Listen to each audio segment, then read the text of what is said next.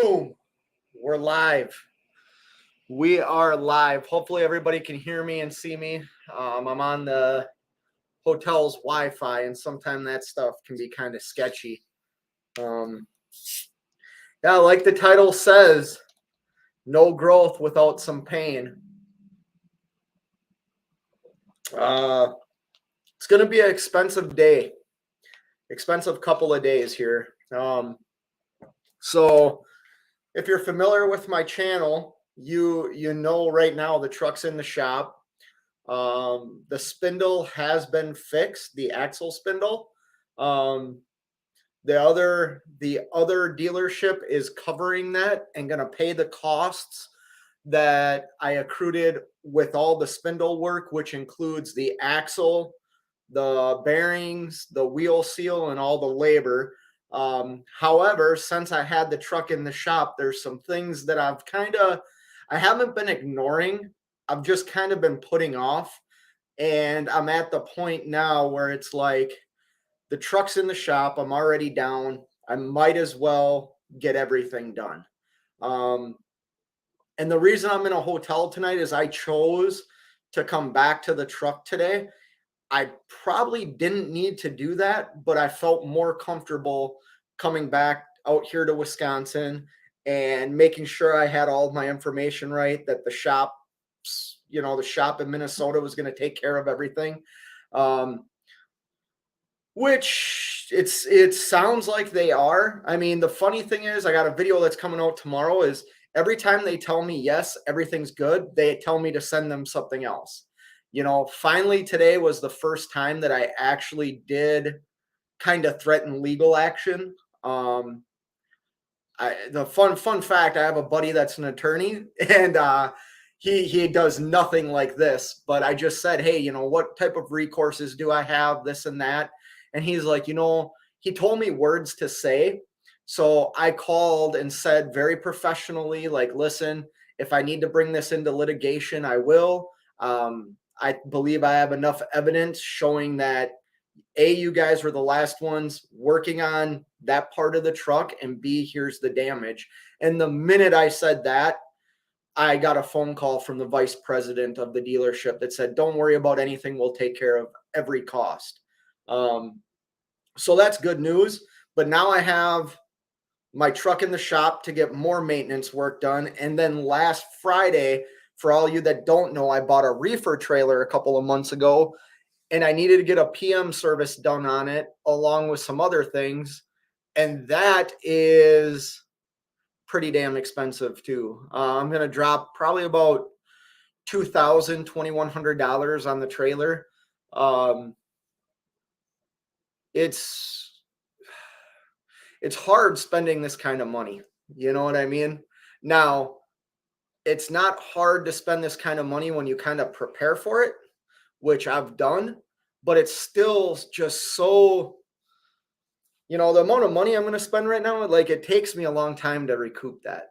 I mean, I'll just be honest. It takes a long time. Anytime you start spending $5,000, $6,000, $7,000, $8,000, $9,000, like, that takes a while to recoup.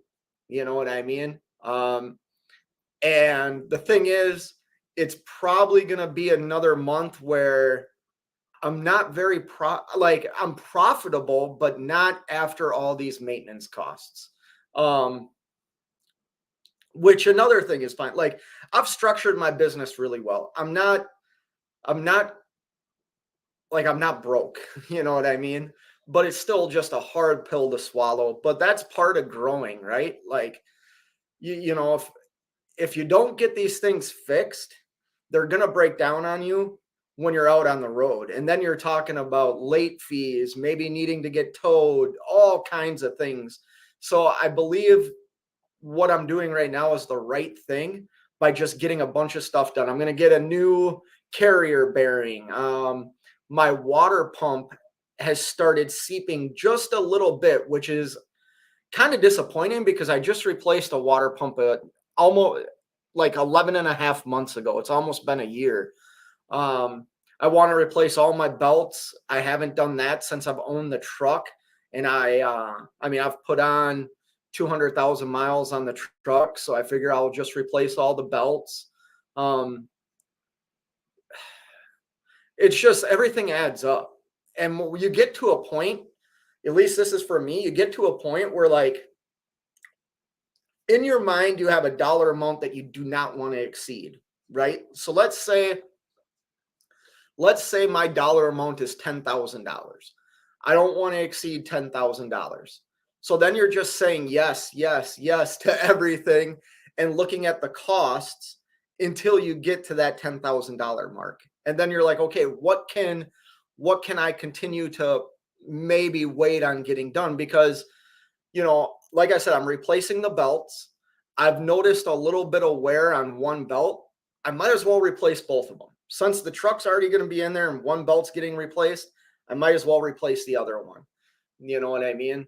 So like that's kind of my thought process right now. I'd be interested to know what you all think. Like I think it's the right thing to do. Here's another thing I chose to do. I just decided to so my carrier unit on my reefer trailer, um the LCD display is kind of dimming to the point where like if it's really hot out, it's hard to read the numbers. And my trailer runs great. It cools, but like I was waiting to get loaded with some ice cream one day and I was waiting an awful long time.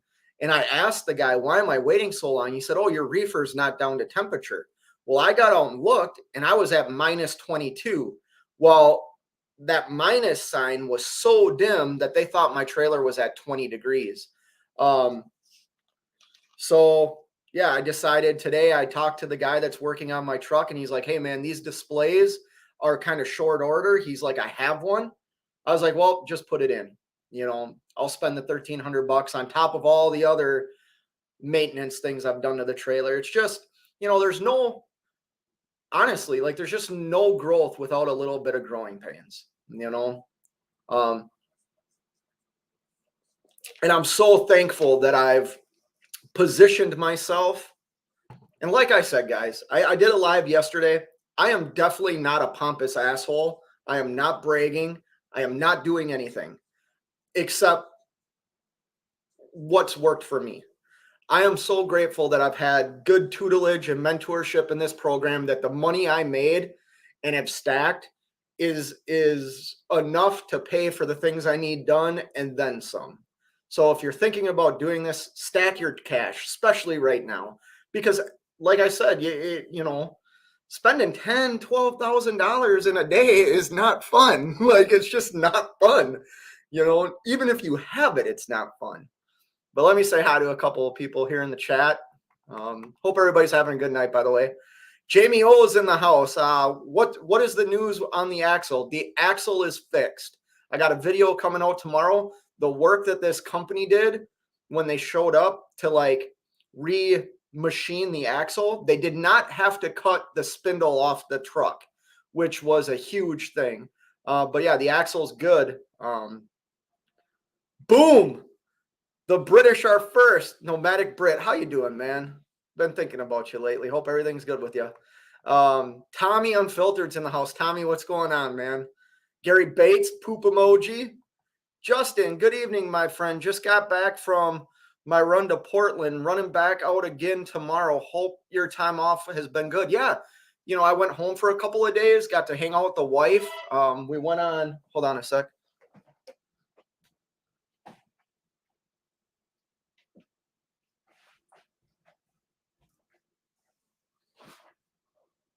Oh, not important. We went out on a date and did some stuff that we don't really do. I've shared that. Like we're a family of 5, so like getting out of the house sometimes with the wife, just her and I, is kind of difficult. But we had a great day yesterday. That's a good kind of friend to have in this situation. Yeah, friends are important. I don't threaten legal advice. I just get my lightsaber out, just saying, yeah, no, like I said, when I said I threatened legal action, it was not done in a negative, like a chest bump type thing. It was just being truthful with the guy. Like, I'm done playing your games. You guys had a big catastrophic issue that you did to my truck, you need to take accountability, just like I need to take accountability in what I do, not only in my job, but in my life. You need to take accountability. And the fact that like I said, I have a buddy that's a lawyer. So like getting the information and sounding professional went a long way. That's right, Nomadic Brit, 200,000 miles with my Minnesota accent. Holy cow. Just trucking, man. If you're still in here, hey, how's it going, man? Obviously, we all know who Just Trucking is. Funny story, if you're still in here, Just Trucking, I followed, you've actually communicated with me on your live shows, you and your wife, way back in the day when you started doing those like Saturday Night Live feeds. It was under a different name that I choose not to share now because it's my real name. But yeah, we used to communicate, and actually I exchanged a couple of emails with your wife because you were working, and you would answer my questions for me. So thank you for that from back in the day. Thanks for stopping in here too. Everyone hit the thumbs up. Yeah, give me a thumbs up. That'd be great. Thanks, Nomadic. Thanks for saying that. Adco's in the house. Hey there. Catch up with you later. Glad the axle is good. Yeah, thanks for stopping by, man. Mark Ely's in the house. What up, everyone? Yeah, we're just chilling in the hotel tonight. Like I said, nothing really bad or good to report. I just think sometimes a lot of people, like when I wanted to become an owner operator, you all know my story. I've been in the industry 23 years. I started watching a lot of YouTube videos when I decided that I wanted to become an owner operator. And there's a lot on YouTube that I think is very good. And then I think there's stuff on YouTube that for some reason gets overlooked and nobody really talks about it, or they glorify it, right? And part of the glorification or part of the not talking about it is like the real expenses. I mean, we all know I like to ice fish. We all know I like certain things.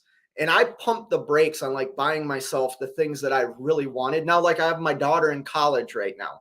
Her college is paid for because of what I did when the market was really strong. You know what I mean? I set money aside. I was good with my money. And thank God, because I don't know if I could survive, this year. I mean, the first 2 quarters of this year, I spent probably like $25,000, $30,000. And now we're in the 9th month almost, or yeah, 9th month, almost 10th month. And I'm spending another, 10 grand. I mean, that stuff adds up. And if you're not disciplined, you're going to be broke. Yeah, I mean, that's just the reality. You're going to be broke.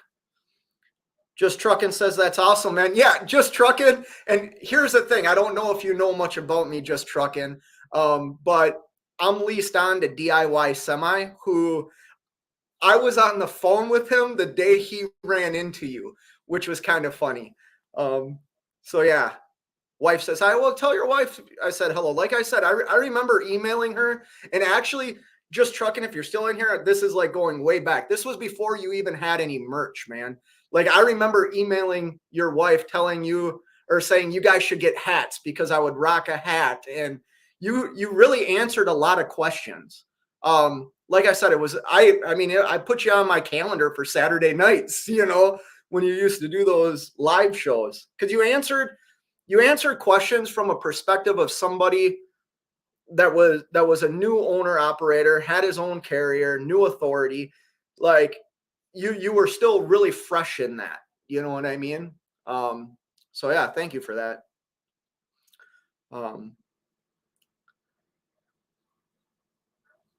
Nomadic Brit says, yep, I've been under an illness, but New Year will be on. Yeah, that's right, Nomadic Brit. Same here.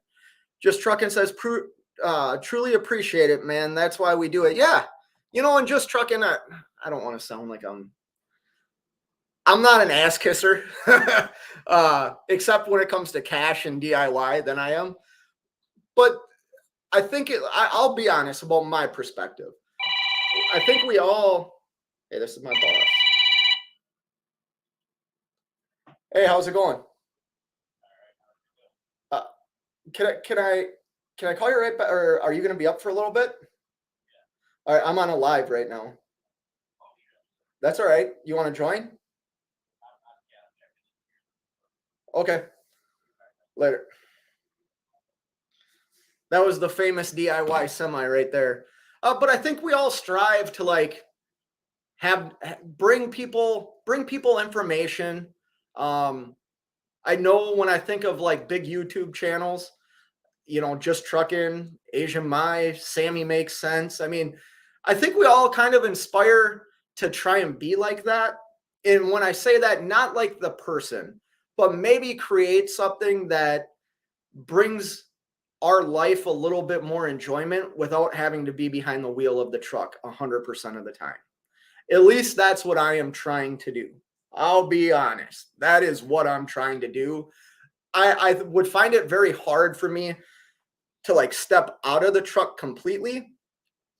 But like I said, we all know that I like to fish. I like to ice fish. I would love to be a guide. I'm from the sticks in northern Minnesota. Like I like hot dish and goulash. Do I want to be stuck behind the seat of a truck for the rest of my life? No, I don't. And I thought by watching YouTube and people that do certain things, maybe I could do this. I don't have all the knowledge, but I have experience. And I think right now, with everything going on YouTube and just trucking, if you answer this, like, how do I say this? Like, it's work. It's very hard work doing this, but it's also fun and enjoyment. You know what I mean? Steve's in the house, says, hello, folks. Scott, you sound like your ass kisser just saying, yeah, I'm not trying to, man. I'm really not. And you know what? There's other people that I've talked to that would tell you I'm not that way. How has it been leased on with DIY? Justin asks. Absolutely amazing, Justin. DIY is a wealth of knowledge, and a very smart individual, not just in trucking, but in like life. And I was an athlete growing up. And you always wanted to surround yourself with the people that were a little bit better than you because that made you better. You know what I mean? I was fortunate enough to be good at the sport that I played. So I always competed with older kids and tried to be better than them. Well, if I look at that as my life right now is as being an owner operator leased on to DIY semi, I should take full advantage of it and treat it the same way I did when I was an athlete. Like I want to be like that. Does that make sense? I don't want to be the man DIY, but I want to be like that. I want to create something from the ground and build it to, from my perspective, very successful. You know what I mean? Like good, honest dude that has taught me a lot. Yeah, Justin DIY smile face. Yeah, or just trucking. Sorry. Oh, there's the man, the myth, the legend, DIY right there. Yeah. Fade, are you wearing a just trucking hat or a DIY hat? That's the question. Neither one. Although I have a hat unveiling that's going to happen the minute I get in my truck. And the guy I bought it from gave me permission to make it as funny and as sarcastic as possible. So that's what I'm going to do. The other thing is I have never bought merch from somebody off of YouTube. I have a couple of things that were given to me by YouTubers. And this is actually something I purchased. And when I purchased it, I asked him if I could make fun of him. And he told me I could. So I'm going to make fun of it. Oh, Nomadic, I know you're pulling my leg. Professional ice fishing, absolutely DIY. I would love to move back to northern Minnesota. I don't need much. Like my wife doesn't really need much either, but like I would like a little cabin or a little house, like a little A-frame house, and be a fishing guide. That's my dream. That's my dream. Michael, figure skater. No, I'm not a figure skater. I ice skate. Figure skating's tough. Like So being a hockey player, like we would share ice sometimes with figure skaters and stuff like that. They would have a practice before us or something. And yeah, figure skating's no joke, man. DIY Semi says, could you please get that truck fixed? I'm tired of doing my job and yours too. Yeah. Well, DIY, you need to remember what the road's like. It's not all sunshine and roses sitting behind a desk eating beef jerky, petting your dog all day. Trucking requires work. But no, DIY, you'll like this, man. I've made some tough decisions tonight that that's why I emailed you. Um, I've made some tough decisions tonight and spent some money, but it's all good. So once the truck and trailer are released, which the trailer will be done tomorrow, I'm ready to get back on the road. DIY says what you're thinking. Yeah. Yeah, so I I really think moving forward, I'm just gonna keep doing what I'm doing and not get discouraged when things that you don't prepare for. That's not a right statement because I did prepare for it. I've been good with my money. Like, but also like the fact that you work so hard for that money and in a couple of days what you did for a month or two is just kind of wiped out, like that still sucks. It took me a long time to learn how to deal with money, meaning I wasn't used to the amount of money that was going in and out of my bank account. And I remember at one time calling DIY, like, what do I do with this? Like, it was just an uncomfortable feeling. And through some guidance and tutelage from not only him, other people that I know, I'm more comfortable with money today. I feel like I've been good with it. It's just every time I get in my mind, like maybe I'm going to spend a little bit of it, I have to spend it on the business. You know what I mean? Like that's the part that sucks. Because I was very close to buying something that I still might buy, but now that I'm spending this money on the truck and on the business, I don't know if I'm going to purchase it, which sucks because the only thing I've really done is like brought my family on vacation. I mean, my life's changed so much, but like I'm such a Scrooge when it comes to money that the only thing I've done is gone on vacation.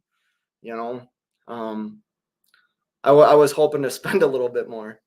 But remember, DIY is a carrier that will be here today, tomorrow, and next year, and on and on. I hope so, man. I could not. I couldn't imagine. It would cause. It would. It would be. Hopefully, he's not in here anymore. For me to leave DIY, there's only two reasons I would. The market bounces back to like crazy numbers where every broker will take any new authority, then I'd probably get my own authority and just stack a whole bunch of cash, which might not even make sense because it would cost me more to do that. I'd have more in insurance and things like that. Or if the market just completely crashed and, A, I got out of trucking altogether, or B, I found something that was like a guaranteed rate in and out. You know what I mean? Those are the only two ways you know, I would voluntarily leave. Maybe I'll do something that he kicks me out of the truck, but until then, you know, do you plan on buying more trucks? This is Justin. Do you plan on buying more trucks and getting yourself some drivers or just perfecting what you are doing right now? Just curious, brother. Um, so my goal is to grow my business. I have demonstrated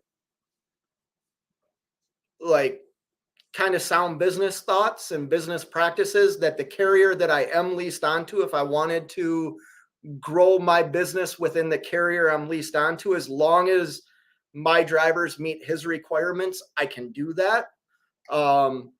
Which I've talked about openly on YouTube and with him. Um,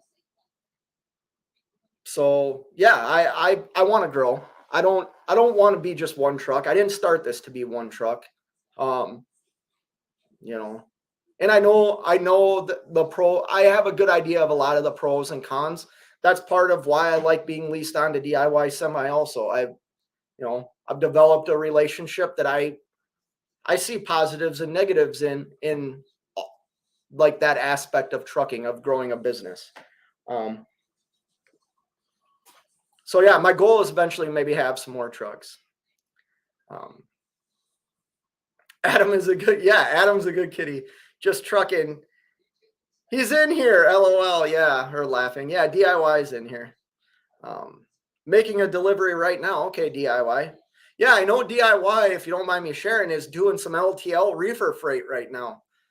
He's seeing what my life's like. And I'm trying to imitate his life, except I don't book loads. I'm not a dispatcher. I eat Culver's and drink Diet Mountain Dew.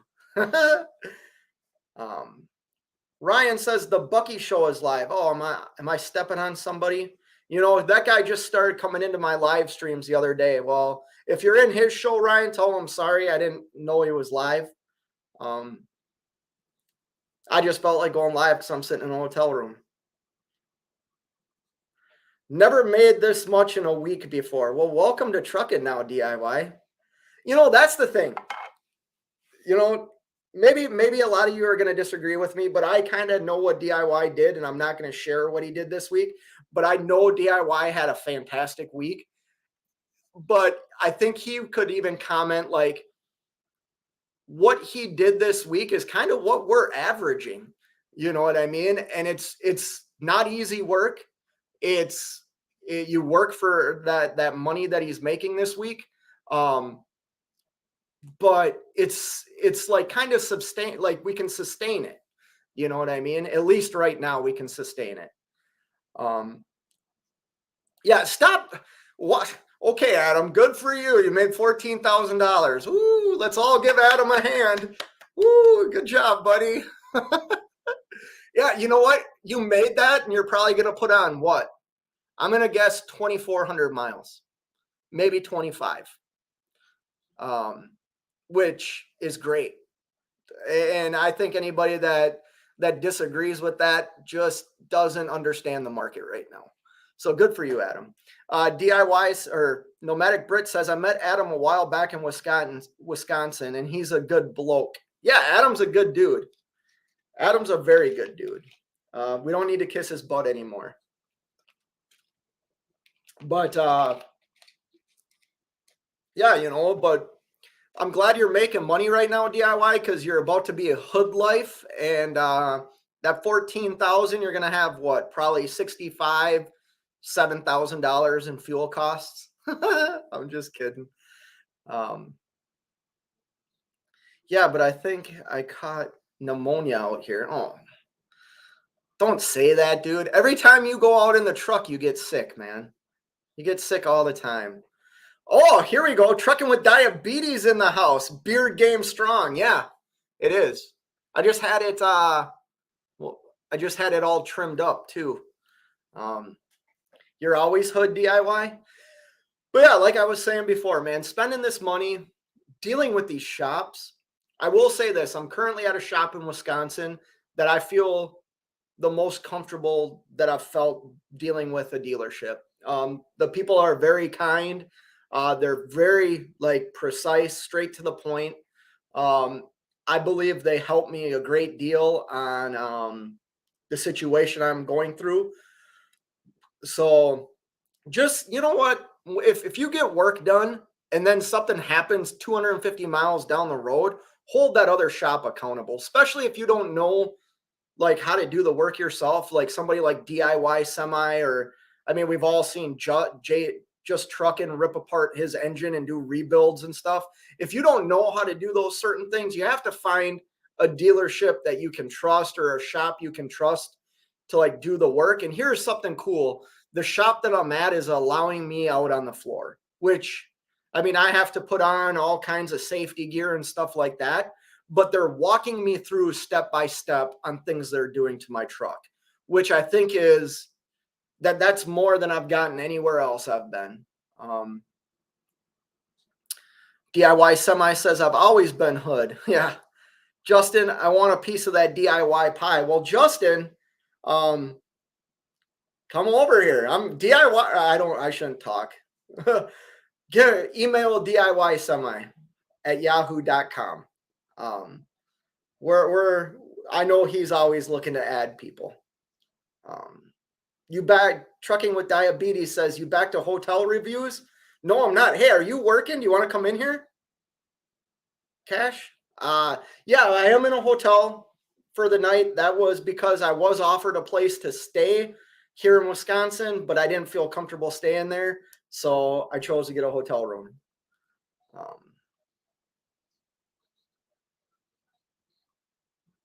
Pretty rare anymore, Justin. Yeah, DIY $14,000 in what you did. Yeah, that's not typical, but you do know what we're running, and you know that consistency is key right now.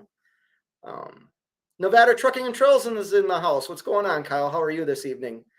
Nomadic Boom, Nevada is here. Yep. Nevada, you got to get ready for your little deal out in Vegas. That's coming up pretty soon, right? Like the 29th or something.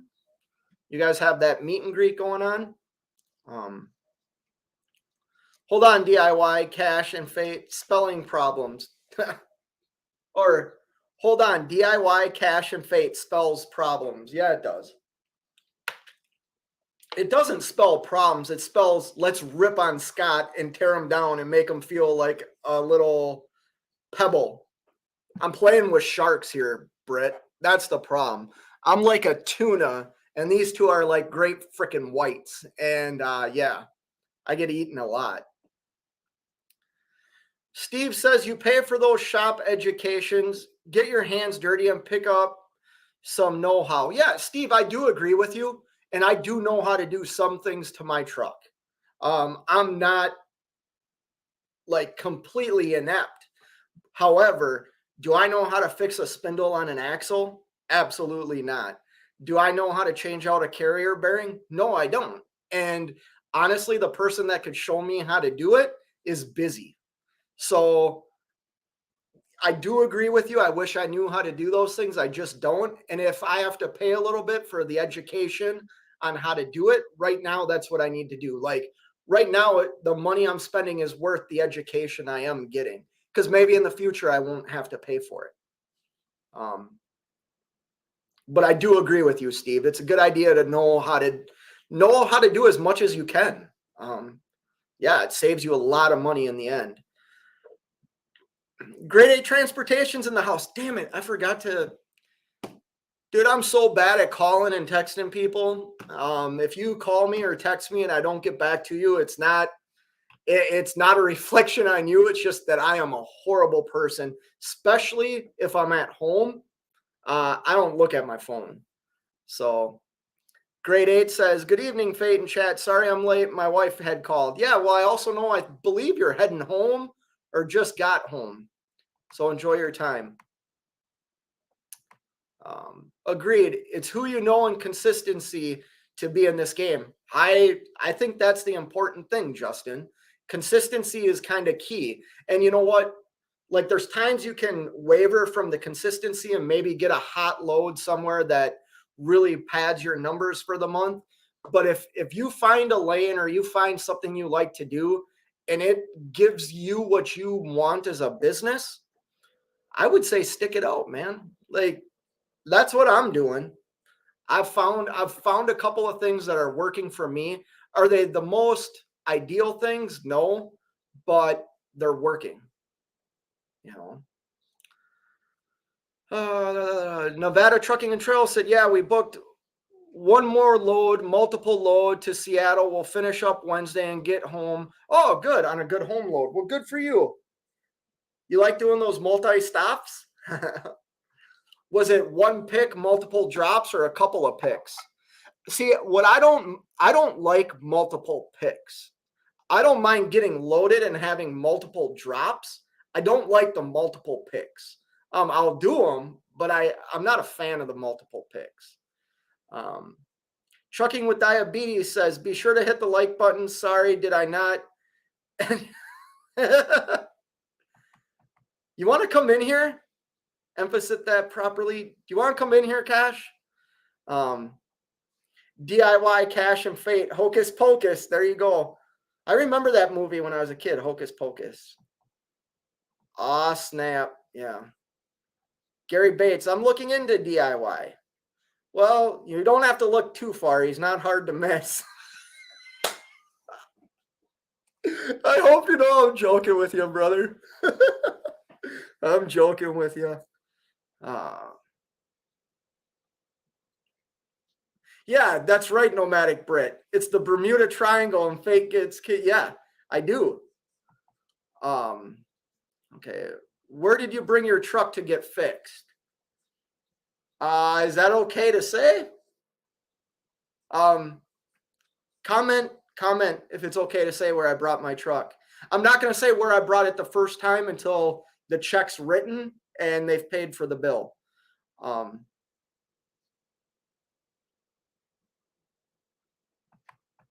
Just Trucking says, it's hilarious. I don't see automated in the chat. His feelings blocked me. What? I didn't block you. Just Trucking. Somebody don't, if somebody blocked Just Trucking, please don't do that. I certainly didn't. Grade 8 Transportation says, nope, heading to Montana tonight. Oh, okay. What's your variable cost this week? Okay, yes, okay. Now DIY is making fun of my enunciation. For all you that don't know, I don't always enunciate words properly. And DIY is making fun of veritable costs when I called it veritable. I put a D in it and sometimes a T. So yeah, now I'm getting made fun of because I don't enunciate my words properly. Nomadic Brit says, Scott's beardy thing looks sharp. Yeah, it does. I just got it done. I just got it all cleaned up. Blah, blah, blah, blah. Here we go. Justin needs a wrench. Yeah, Justin does need a wrench. That's another thing I'm bad at. I don't give out wrenches. I do give out wrenches. I never go on my phone and do it. Sometimes YouTube gets overwhelming with all the stuff you have to do. And I believe Trucking with Diabetes needs a wrench too. Oh no, he's already got one. Wait till you get your money. Yeah, I will wait till I get my money, DIY. And the minute I get my money, I will say the shop name and why I would never go back there. And it's not, I mean, as crazy as it sounds, it's not all because they destroyed my truck. I mean, that's like 90% of it, but their customer service after the stuff happened, that's when, like, that's what I have a major problem with. When you can't take accountability and you're a dealership, like, you lose all, like, your reputation should be that you're willing to stand behind your work, not try and skirt around it. You know what I mean? Just Trucking says, not you, Fate. Automated lives in the 36th state. Well, what's the 36th state? Now I'm getting a history lesson. Let me look up what the 36th state is. Oh, wait a minute. I know who you're talking about. Just put a disclaimer out there. Like, well, I might be friends with people that other people don't get along with. And, you know, I'm sorry if people don't get along, but I might get along with people that people don't like. I hope that doesn't steer people away from me, but it's just what it is, you know. Try and be civil though, please, because I'm not in the middle of anything.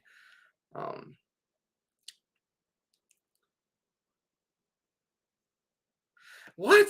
Everyone, Scott's just a tart. We just have to deal with it. Nomadic Brit, what are you talking about, man? Now you're talking, I don't even know what a tart means in your freaking culture. So I'm going to Google it. It's probably something.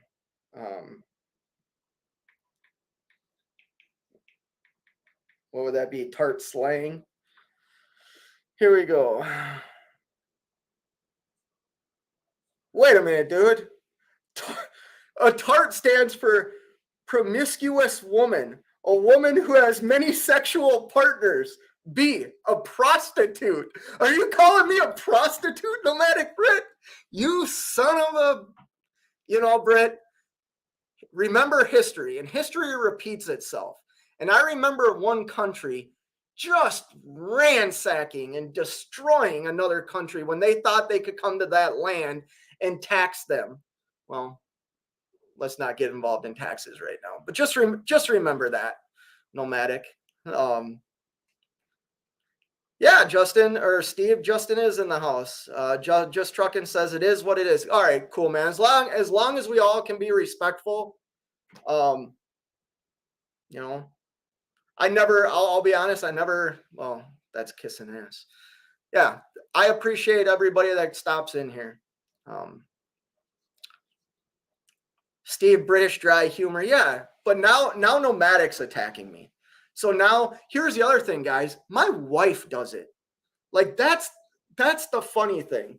I'll share something. Hopefully DIY is still in here. Yes, DIY. I'll share the link.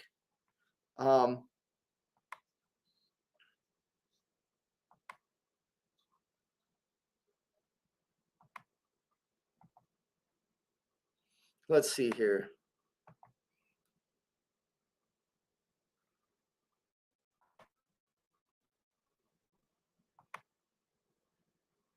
So I just put the link in the chat, DIY, if you want to come in.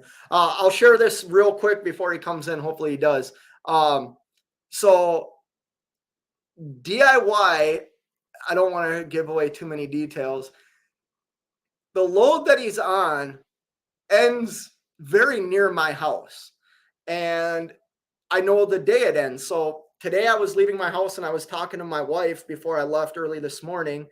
And I made some comment about getting a hotel room and this and that. And my wife looked at me and said, well, yeah, you need to because DIY is going to be here on this day.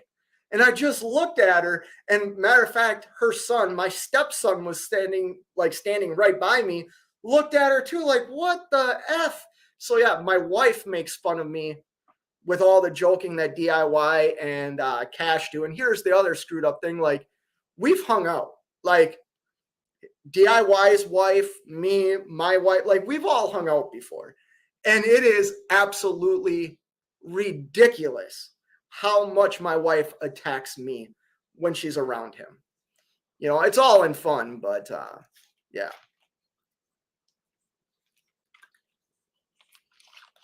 Hi, Steve says, hi, Katie. Okay, Katie. Is Just Truckin's wife in here? Oh, yeah, she is. Well, hello, Miss Just Truckin'. Let me see here. I'm losing my thought here. I'll never look at a Pop-Tart the same way. Yeah, that's right, Truckin' with diabetes. And now he just called me a tart, To be clear, I was picking on you, but I feel like I've earned that right. When everyone else does it, it just seems lame. Well, you've definitely earned the right. Without a doubt, Cash is king. Cash, DIY, yeah, Jerome Jones is in the house. You've definitely earned the right. Hey, Nomadic, hold on a second here in the background. Let's see if Adam comes in. I just want to make sure that I can hold everybody. But yeah, I don't know. Well, let's bring him in.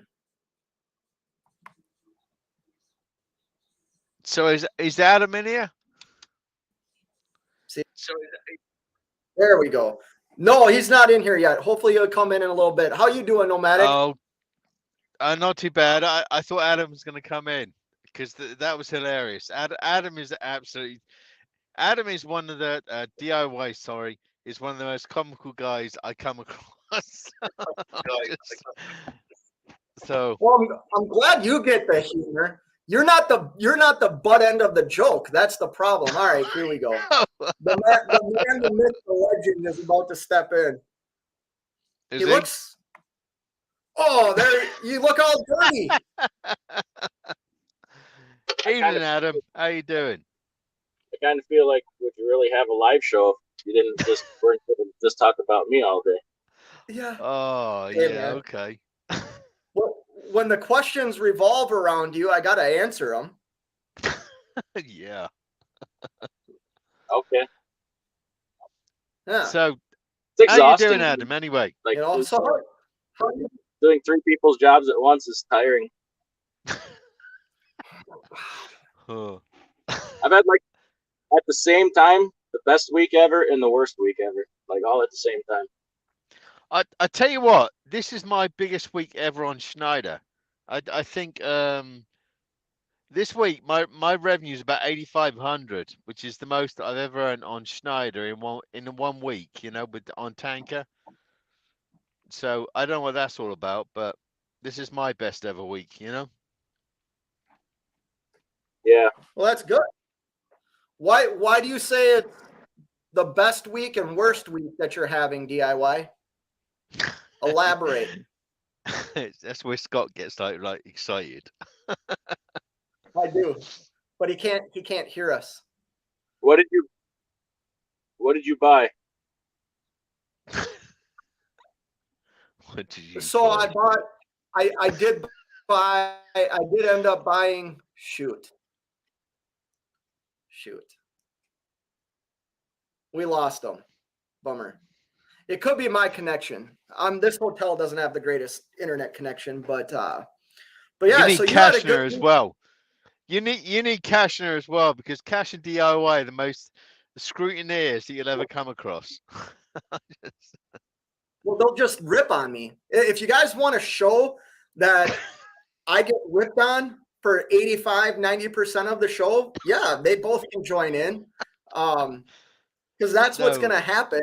And everything that I say positive, they're going to have a negative too. So, let's try that one more time here. It's gonna be good. God damn. Is Adam coming back in yet or not? He's here. What did you buy with my money? Here we go. So that's part of the thing. We need to have a talk, not about borrowing money or anything, but I did buy a new screen for the reefer because here's why. Jade, That was a good idea. What? I'm glad you did. It needed to be done. Okay. And Jade called me, or the mechanic called me and said, these are like back ordered, and I happen to have one. He's like, if you wait, I can't guarantee I'll have one. So I made a decision to do it. Oh, that was a good idea. Look at you, big boy, making all the right decisions by himself. Yeah. Yeah, expensive decisions though, DIY. Like I've wanted to talk to you all day, and that's why you can see Scott. You can see Scott sweating. Scott's sweating. Yeah. I told you to look into getting one.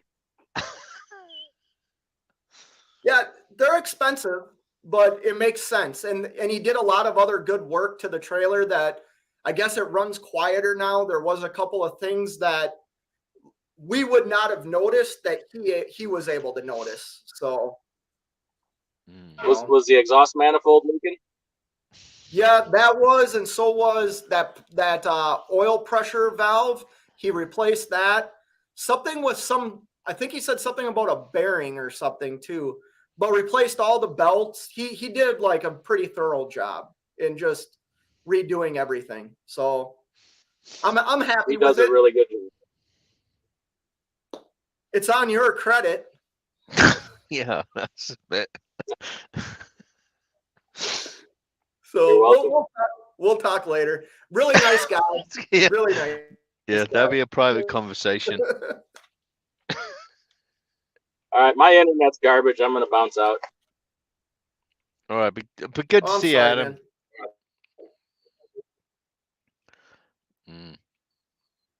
Yeah, I think he's mad with you, Scott. No, he ain't mad at me. I know, I'm just pulling your leg. He just I tell you it's what, though, been a Scott. it's No, but I tell you what, though, Scott. The the trucking industry is getting tougher and tougher and tougher. Whether it be finding parts, just trying to move forward. It's getting silly. It's getting really silly. You know. I do agree with that. But Hmm. that's where I think business decisions and how you conduct yourself in this market is a make or break situation. I mean, Right. the relationships you've built, how you've built your business, um, depends on like what you want to get out of this. Right. And if you're able to find consistency in a certain dollar amount that you might need, and you're able to be profitable, pay yourself, and build your business, like imagine if things get better. Like if you can do good right now, imagine what happens if things turn around and get better. I'm not saying they're going to, I'm just saying what if they did and you were successful in this time. Man, you're going to be killing it if it's better, Right. you know. And that's half the problem is maintaining your trucks and stuff in this situation at the moment. And my thoughts are things are going to get they're going to get a whole lot worse. Um, we're in for a rough ride, but if you can maintain your vehicle and stuff like that, and unfortunately, like I say, and you see it as you're piling down the interstates, you see so many broken down trucks. There's a lot of trucks broken down. Now you've got to keep your truck running. And how do you do that? You spend money on your truck. You don't just like stop spending money on your truck because that's your profit. Because if you do that, that's catastrophic. Yeah, don't. So like that was part of my decision making today. You can push certain things off to a certain point, but then it becomes critical. And if you Right, consider or if you continue to push off critical, you're only hurting yourself. right. Um, yeah, there's some stuff going on in the chat. I just hope everybody can get along, guys. I'm a small channel.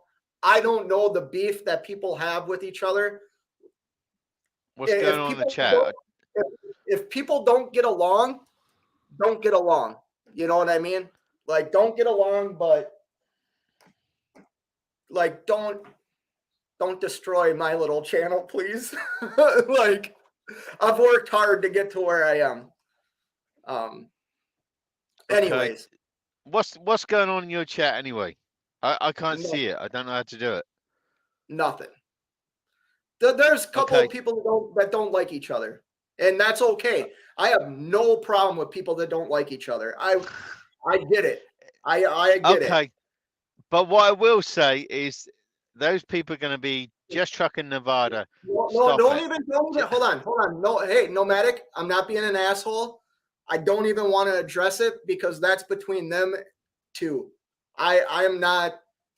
I don't even But want to talk about it. I'm just saying, Justin and Kyle, let's realize there's bigger problems out there. Let's all try and help each other out. The whole economy is slowing down. How do we help each other out? Don't be Yeah, those destructive people. I just saw a post by somebody, and I get it. Like, trust me, man. Yeah. I don't even want to go down this road, but yeah, no, trucking's getting cutthroat, and if It you're is. I made that little comment right now about being a tuna swimming with great whites like DIY and cash. You know, Hmm. um, you know that's trucking right now, and you need to. I mean, a tuna can survive. You know what I mean? Actually, tunas can survive a great deal, but like you need to be savvy. You know Adapt. you need to adapt to a situation. You need to Right. understand. I know the way that I do things is not for everybody. I get it. But I'm still going to share it, my experience. You know what I mean? Because my experience is working for me. And if I can do it, I know anybody can. You know what I mean? Like, And that's what I say to a lot of people. If we're going to go on YouTube and we're going to put it out there, you better be 110% politically correct, because people make decisions based on what you say. Now, if you direct people in the wrong direction, that's on you, you know? well, that's also a tough thing. I had a talk with another YouTuber the other day about that because he's a big channel, and yes, he has influence. At the end of the day, it's up to people to make choices. You cannot blame anybody else. You cannot say certain things. But yeah, if you're, try and, at least me, I try and be as transparent as I can be without divulging like my personal, like who I am Right. as a person, or like my Mhm. my true identity. You know what I mean? Which is my income and all that. That at the end of the Right. day, that's my business. But maybe some tools I can have can help you. I talked to another guy that him and I talked about doing short hauls. He was struggling with something, and him and I talked, and Mhm. that's important if we can share certain information with people. Um, Right. you know. Oh, I that's had a right. gent. DIY got robbed at $400. It's what? Go ahead.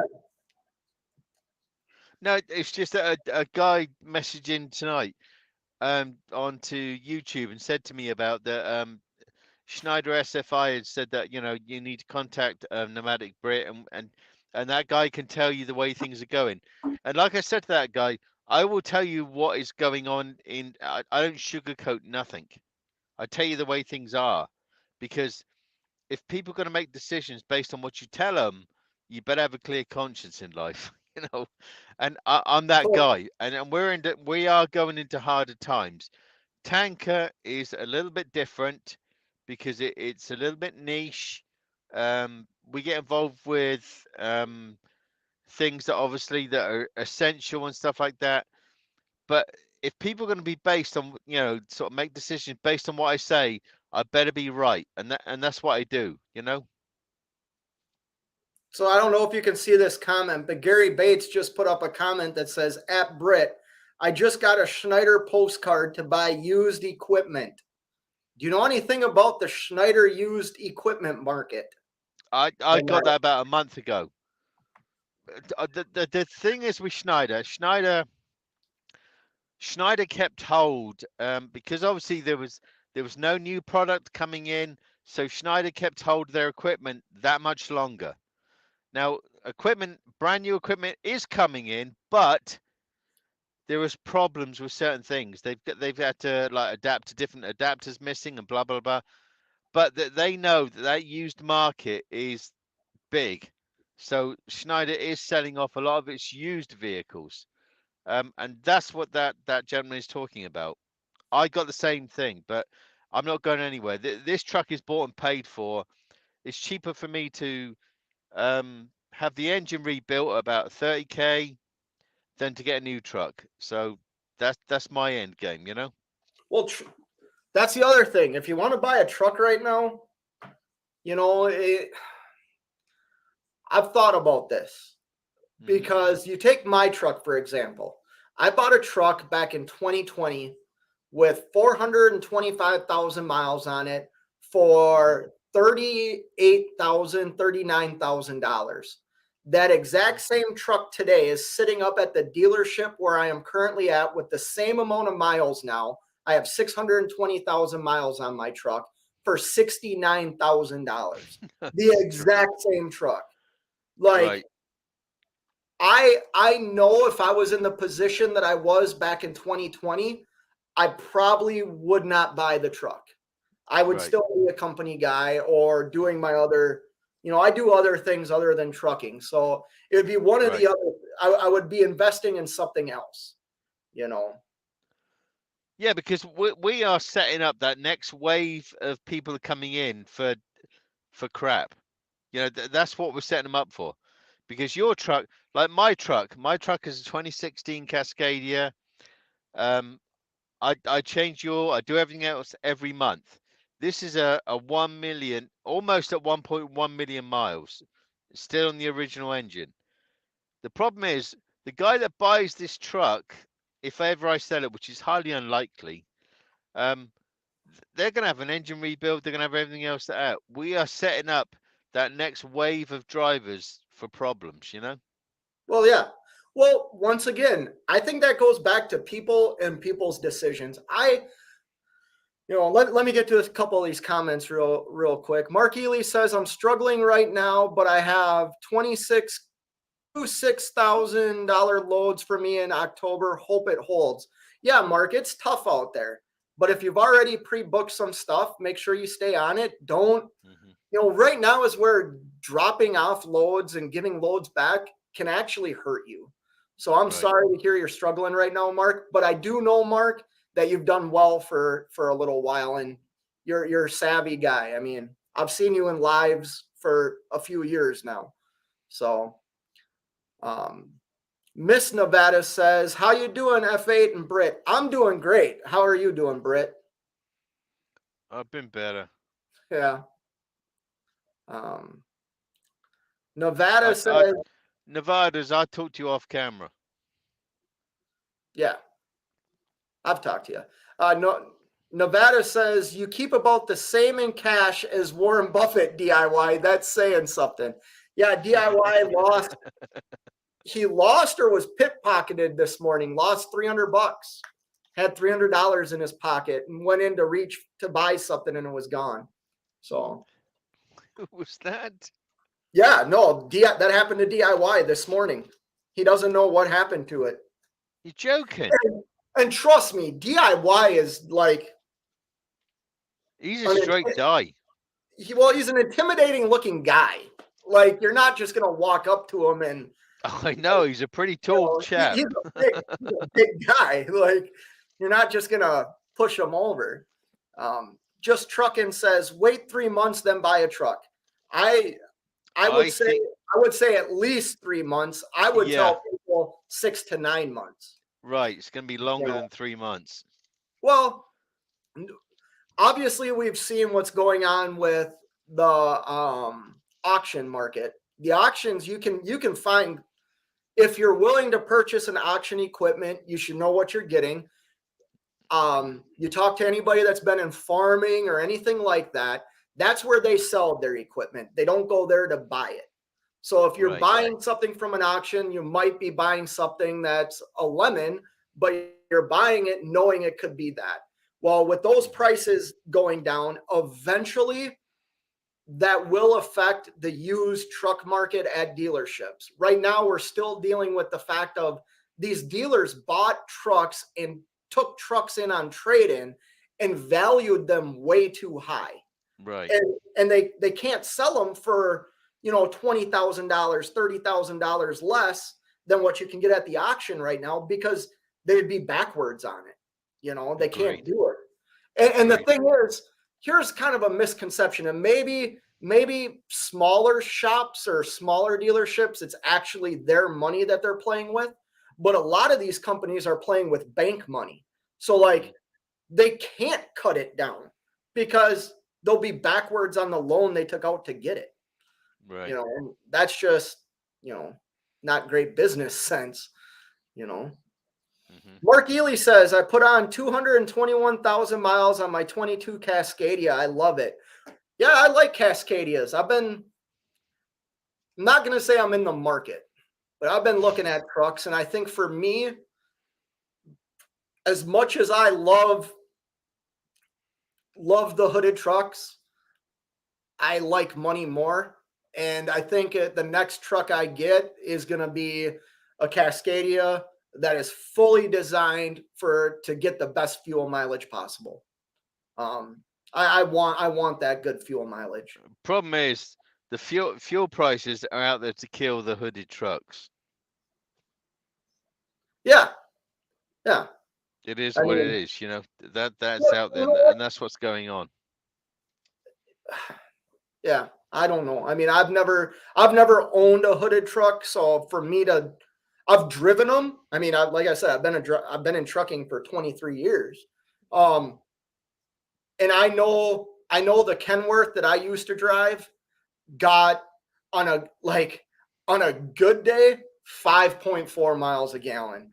And I was always right around like 4.8, 4.5. And I just can't see. I know, but it's like, for but me, young, I can't do it.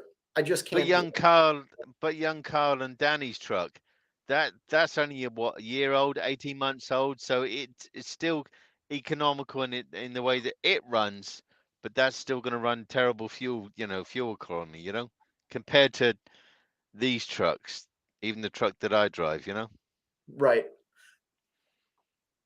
Man, there's a lot of people I don't recognize in here. Thanks everybody for stopping in here. If you haven't already, hit the thumbs up for me. Yeah, hit Maybe that, I can get whoever more you people are, I don't hit recognize. the thumbs up, for Pete's sake.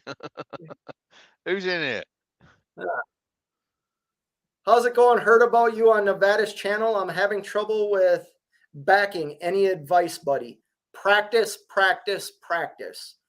Get Or out get and somebody look. else to reverse your truck. Well, no. You have to learn how to back. I mean, Yeah. and you're going to have to learn how to back into tight areas. Sometimes you might have to blindside. The best advice I can give you is just continue to practice. Stay calm when you are backing up. Who cares how long it takes you? Yeah, you might get somebody filming you, making fun of you. They're an asshole. Take your time and get out and look. Every time you're backing up, get out and look. Back up 10 feet, get out and look. And it just takes practice, man. It just takes practice. Find a point on your truck, use like a marker light to line yourself up. Just practice, man. Trucking. I had that the other day. A young lady tried backing up a 53-foot, because the drive van's a 53-foot, tankers were 48-foot, and that 5-foot makes a dramatic difference because our reels are on the rear end of the trailer, whereas yours are sort of more forward. And this young lady come knocking on my door and said, "Can you just help me back up?" I thought, "Oh my God, really?" And I see what she's under. She's probably gone through some training school for a couple of weeks. Oh yeah, you'll work it out. And they can only go forward; they can't go backwards. So Oh, and that's I was trying to tell her. I was trying to tell her turn this way and then turn that way and stuff like that. I didn't want to smack into my truck,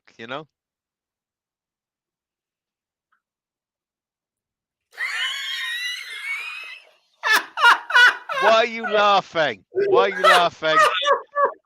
Hold up. What's the comment? my God. Tell me the what? comment, for Pete's It- sake. It's never ending. It's just never ending with these Right, two well, guys. tell the men. It's yeah, you know what? I'm gonna show it. Yeah, Is it okay? do it. Hey, comment in here, DIY. Can I show it? Yeah. Oh, well, then I have to tell the story behind it. It doesn't But- matter. Just say it. Just... These two, I tell you, I just can't escape their freaking charades.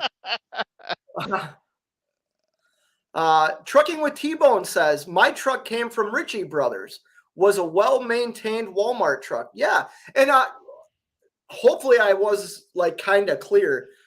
You can buy a truck from anywhere you want to buy a truck. It's just sometimes at a dealership or at an auction, you're buying a truck that you really haven't fully inspected. You know what I mean? I've bought cars from auctions. I used to kind of dabble in that. Nope. And sometimes you get screwed. Scott. Yeah. Scott. What? So what is DIY saying? DIY and Cash, what are they saying? Well, I'm scrolling down these comments to see if you said it's okay if I share it. Oh, don't we all wimp? Just There's say a lot it. of new people in here, man, and I'm not trying to like skip over your comments. I'm really bad at reading all of them. Yeah, you are. Just say it. So, Do Steve, it. no, Snorlord's in the house. Hey, Snorlord, I'm just going to say hi to everybody. Steve, Mr. Cahoots. I think that's how you enunciate it, right? Is that Cahoots? I'm new to the channel. Well, welcome, Mr. Cahoots. We have a lot of nonsense and tomfoolery and skullduggery on this channel. So, God damn. Truckman says my hood gets 6.9 all miles right now. That's actually really good, Justin. Maybe you're hauling. I don't know what you're hauling anymore. maybe you're not hauling those fresh totes air, fresh haul, air. So fresh air to me. but 6.9 in a hood truck's pretty good. But I do Yeah. run under 65. Okay, yeah, there you go. You're doing what you can. Okay. Nevada says, evening, Lord of Snore. Yeah. Gary Bates, better than that flatbed. Is this a new hotel review channel? Okay, Mr. Cahoot this is somebody, this is probably one of them. Son of a bitch. Mr. Cahoot says, is this a hotel review channel? No, it's not. Do you sell beard oil? No, I don't, but I got some right here. God damn. Okay, let's get back to trucking. Anyway. This is what I do to myself. This is why I get. Do you want some beard gel, some sculpting beard gel? I got that. I do got oil too, Mr. Cahoots, just so you know. God damn.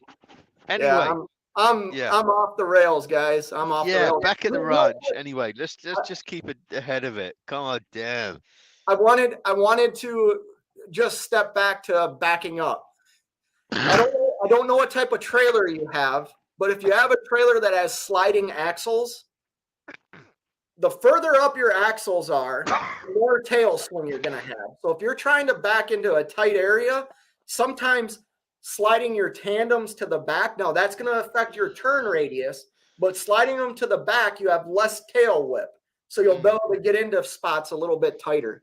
Yeah, that too. Oh, now we got all kinds of trolls in here now. These two sons of bitches. We have Crackers McScallywags in the house. Snorlord, you do need a beer oil sponsor. Come on. Snorlord, you put stuff in. You at least condition that beard of yours. But anyways, I'll share this. Yeah. Hopefully you guys can see it. So there's a little bit of a story behind this that I won't tell, but I just got my next thumbnail from DIY. I don't know if you guys can see it. No. It's the game Whack-A-Mole with my face on it. Okay. It's got my face coming out of the holes for Whack-A-Mole. Oh, yeah. You got some crazy guys you work for. All they do is. Oh, now Jackknife TV is ripping on me. Man, every time I turn around, Fate's in a hotel. Well, either he's become a drug addict or he's a prostitute. Oh, right. Let's stick to trucking anyway. So what's going on with trucking? What we said about trucking? See what I did there? We're just trucking. I know. So what are we talking about trucking? What's going on with trucking at the moment? Damn. I'm not doing it right now. Okay, that's good then. We're sitting in the shop. We're getting. You're in a hotel room. You're in a hotel room. Yeah, because I chose not to go home, and I didn't have to be here tonight. Somebody offered me a place to stay. But are you laughing at me? No, somebody else is. I don't know who that was. I'm just trying to cover it. But anyway. Oh God. God damn. Who says that? Anyway. So how's everybody's day going on today? Anyway, that's what I want to say. Well, then spit it out. Oh yeah, Scott's run off. I'll deal with it. Yeah. Scott's just I get up and walk away. I watch other channels that people do that. He did. Scott just legged it. I'm dealing with this program at the moment. It's not my program. I'm just trying to keep I'm trying to keep this down to earth on Scott's channel. Well, here's what I'm gonna do. The comments are now up. So if anybody puts up or I'm scrolled all the way down. So if there's another comment, I can help somebody. Now I feel like I just told somebody how to back up that's messing with me. So anyways, Shannon. I can't see the questions. So what's the questions anyway? I don't have any questions. People are just making fun of me and laughing at the other people. Shannon's laughing at you.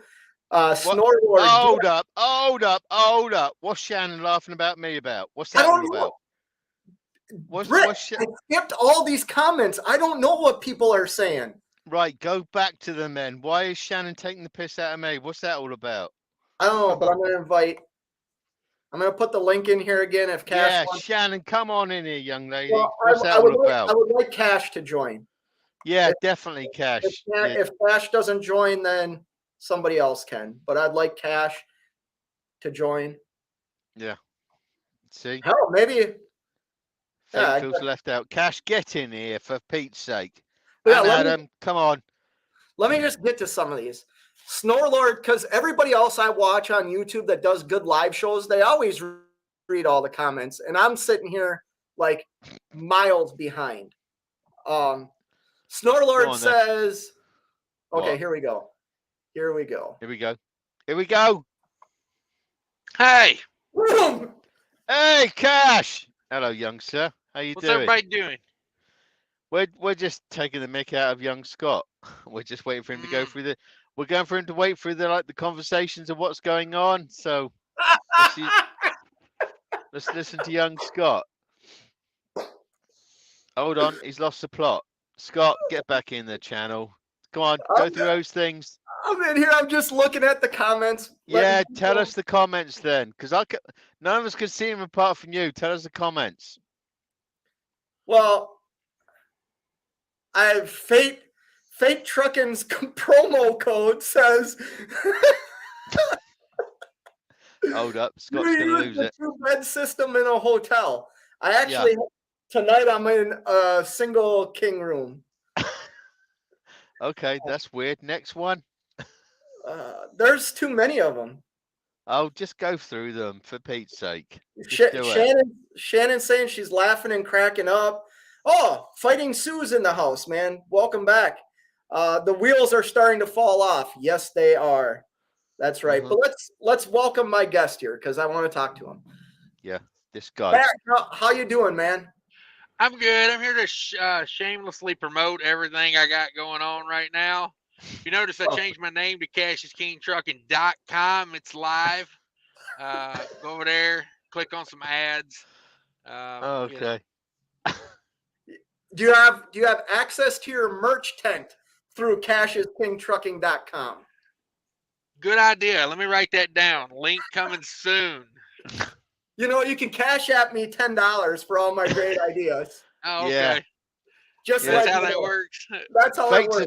Fate's a tart. He'll take some dollars. Yeah. Yes. But anyways, what are you doing tonight, Cash? I'm sitting here for 2 hours because I got to kill a little time before I can be at a grocery warehouse. So 2-hour break right now. Okay. You're not gonna sleep at that 2-hour rest, huh? Sleep? What is that? Right. Well, DIY Semi says I always read the comments bottom up. Oh, okay. Okay. I have trouble. I don't know, Cash. I don't know how you do it, man. How you stay focused on your lives and read all these comments. You probably don't have trolls making fun of you the whole live show either, though. So you probably have that going for you. Yeah, okay. And did you create this? I can't see it. Let me bring. Hold on. Oh, dang.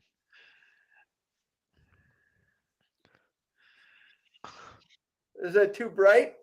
Yeah, it is actually. What is it? Whack-a-mole. Okay. That's some good Photoshop work. It is. Somebody did it because I certainly didn't do it. You ever feel like a whack-a-mole? I do. Yeah. Every time I talk to you, every time I talk to Cassius King. But let me ask you this: since I've shared that you're a mentor of mine, what's funny now? I opted to do some work on my truck today that I've kind of been putting off because the truck was already in the shop, and it's expensive work. It's not cheap. Is it a good idea to do that type of maintenance on your truck when it's already down and you have the funds to do it instead of just continuing to push it off. What's your opinion on that? Don't paint your names on the side of your truck. I'm not doing that. Are you talking about getting those spiffy prime graphics you've been talking about? Yes. Is that what we're talking about? Oh, yeah. That flame thing you was talking about, put it on there. It's gonna look fantastic. It's gonna add value to the truck. Miles per gallon's gonna go up. I'm done. For Pete's sake, who says that? Dang. No, come on, that's not even a dig at you. That's a dig at useless graphics. No, I mean if the truck's already sitting there, and it's not costing you anything, like for it's not like you're on a load or anything. Yeah, hell yeah, get some stuff done to it. Yeah, that's what I was thinking. Now I'm so whatever. We'll talk about a topic here. We'll talk about a topic. I've got something in my eye. Hold on. I wasn't laughing. I got something in my eye. Hold on. I'm trying to keep up with the comments, and that's not working. Oh man, look who's here, Cash. Now the party can really start. He brought the good stuff. Yeah, Cash always brings the good stuff. If you like ripping on fake trucking, you've come to the right channel. Where the sharks dismantle their prey bite by bite. That's what they do here. Okay. But trucking's trucking, man. Sometimes you need to step away and just have fun, and that's what I'm doing tonight, is having fun. Getting ripped on. I do like the comment. This is going to be an asshole comment for everybody out there. I don't mean it to be. Cash and DIY have earned the right to really rip on me. All the other people, I don't know you. Right. There are limits, and there are times when people push my damn buttons. I'm just saying. Now, somebody like Jackknife, I don't know him personally, but he's been around a long time. I've been in lives, but Cash and DIY have earned the right to rip on me the way they do. Yeah. Yeah. Also, I want to put a disclaimer in there. If anybody clicks on these bot sites that are in the chat and they take you to my website, you're welcome. Yeah. Yeah. Anyway, Rule Britannia. Yeah, Rule Britannia anyway, you guys. So Snorlord says, I heard if you put stripes on your truck, it goes faster. Goodness. Is there any logic to that? No, none. Zero. Get yourself a horse that will pull that truck a lot cheaper than petrol, fuel, gasoline, whatever you want to call it here. Jackknife TV says, I don't trust any website that Cash promotes. I can see it now is probably FH agent, and he's promoting his OnlyFans. Yeah. I tell you what, I give you your money's worth. Yeah, Cash has got some dodgy sites, but you just got to go with it, Right. Just be a part of the team. Take it for the team. Michael Page asks, what extra are you getting done? If you're asking what I'm getting done to my truck, so here's the thing. I brought my trailer in for a PM service and to get some work done. I spent more than I thought I was going to spend on that because I decided to upgrade some things. Excellent. The truck, I'm getting all new belts, new water pump, new carrier bearing, couple of other little things, but it all adds up. Excellent. Okay. Anyway, you said the other day you were doing some stuff to help fuel economy on that truck. What you got going on? So he was losing the sides of the trailer, so it was more aerodynamic. I like to use light poles to smooth out my trailers. Exactly. That's what I'm saying. Turn it right into one, just drag it down it for a few miles. My truck doesn't say Western Express on the side of it, though. Okay. Or Swift. Okay. So, Yeah. yeah, no, I bought some air tabs, wheel covers, all kinds of stuff to get better fuel economy. Okay. Bought a tire monitoring pressure system, so hopefully my tire, I can keep better track of my PSI in my tires, which help with Okay. fuel economy. I tell you what I do. Every time I get up in the morning, I just lick my finger and find out which way the wind's blowing. That's all I do. That works for me. That's the way you're doing. I just the rest of that shit, yeah, carry on. I just oh yeah. How long have you had the air tabs on there? I haven't put them on yet. Oh, okay. See? They work. I just got them. They work better if you put them on the side of the truck, I hear. Yeah, I know. I just got them, you SOB. Yeah, on. see, he was gonna call you some abnominal word then. He was gonna call Hey, you that. you can call me whatever you want, but my mom's a saint. I'm just saying. Yeah. Scott was going for it. I tell you that now. He's going for second place. He's just- So DIY just this son of a bitch too.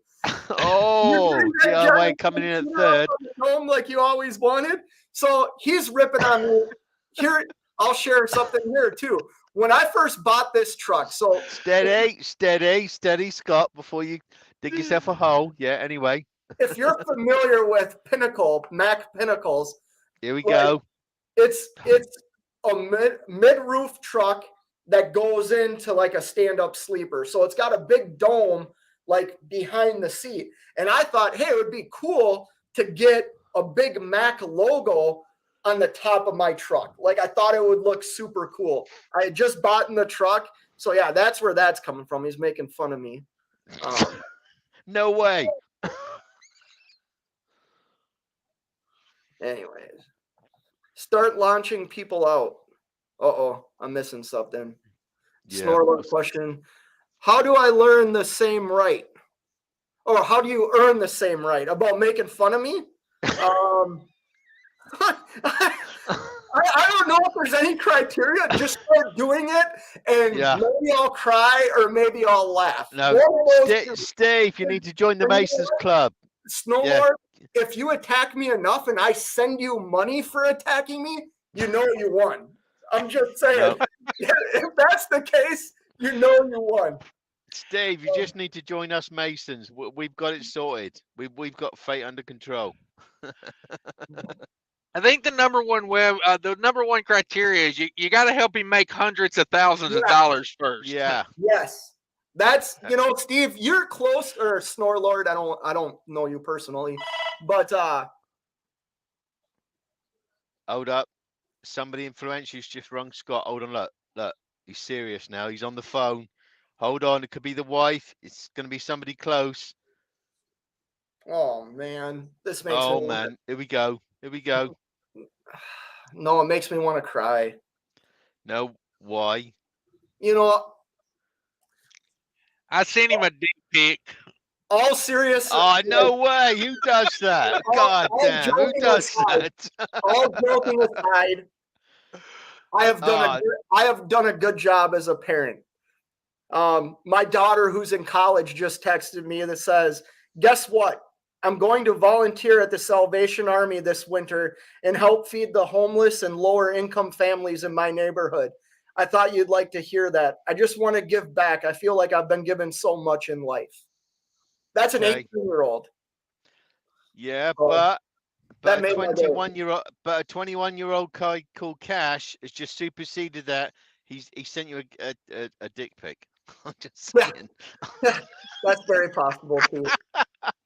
Hey, we got a good comment here for Cash. Mm-hmm. This is Nevada. Cash, your channel is really taking off, staying consistent. Congratulations. Good to see you doing well. Keep it up. Love the shameless promotions. Yeah.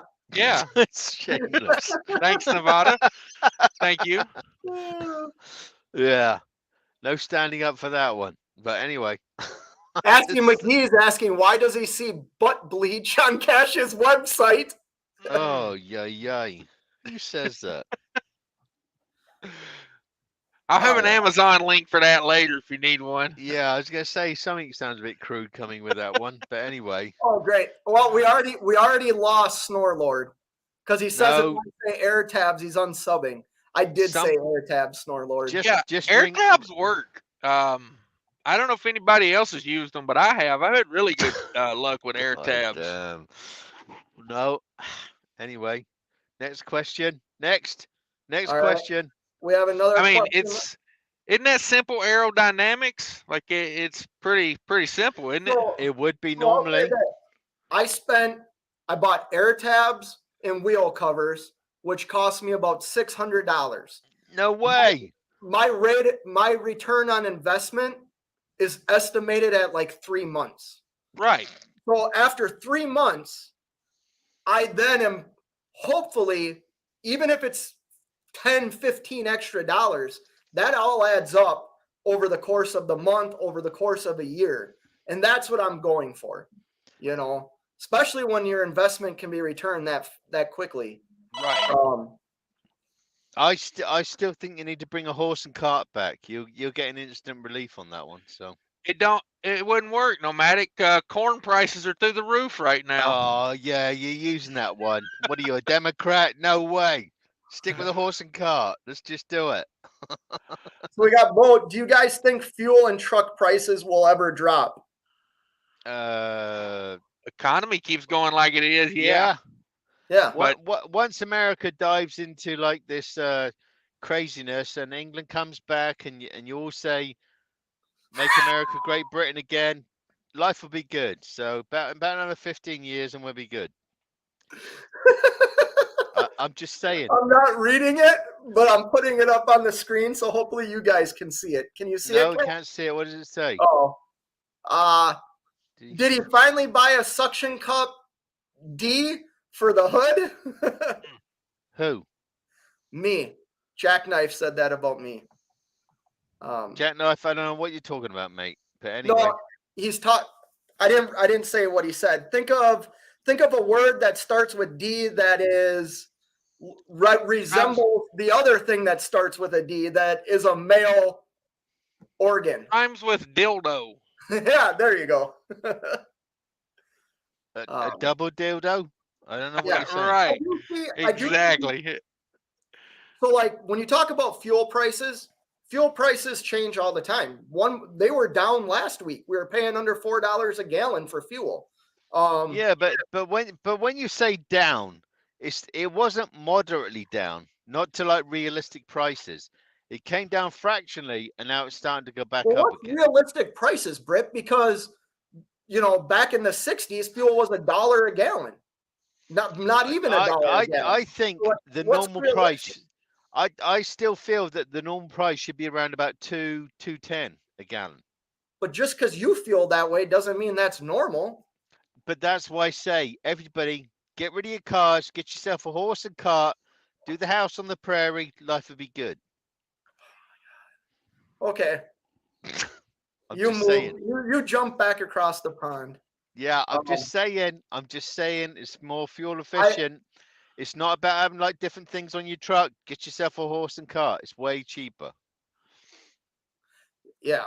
I think though, getting back to what Moat said, like, just hold, like, if you're going to buy a truck right now or do anything where you're going to spend your money that you probably saved.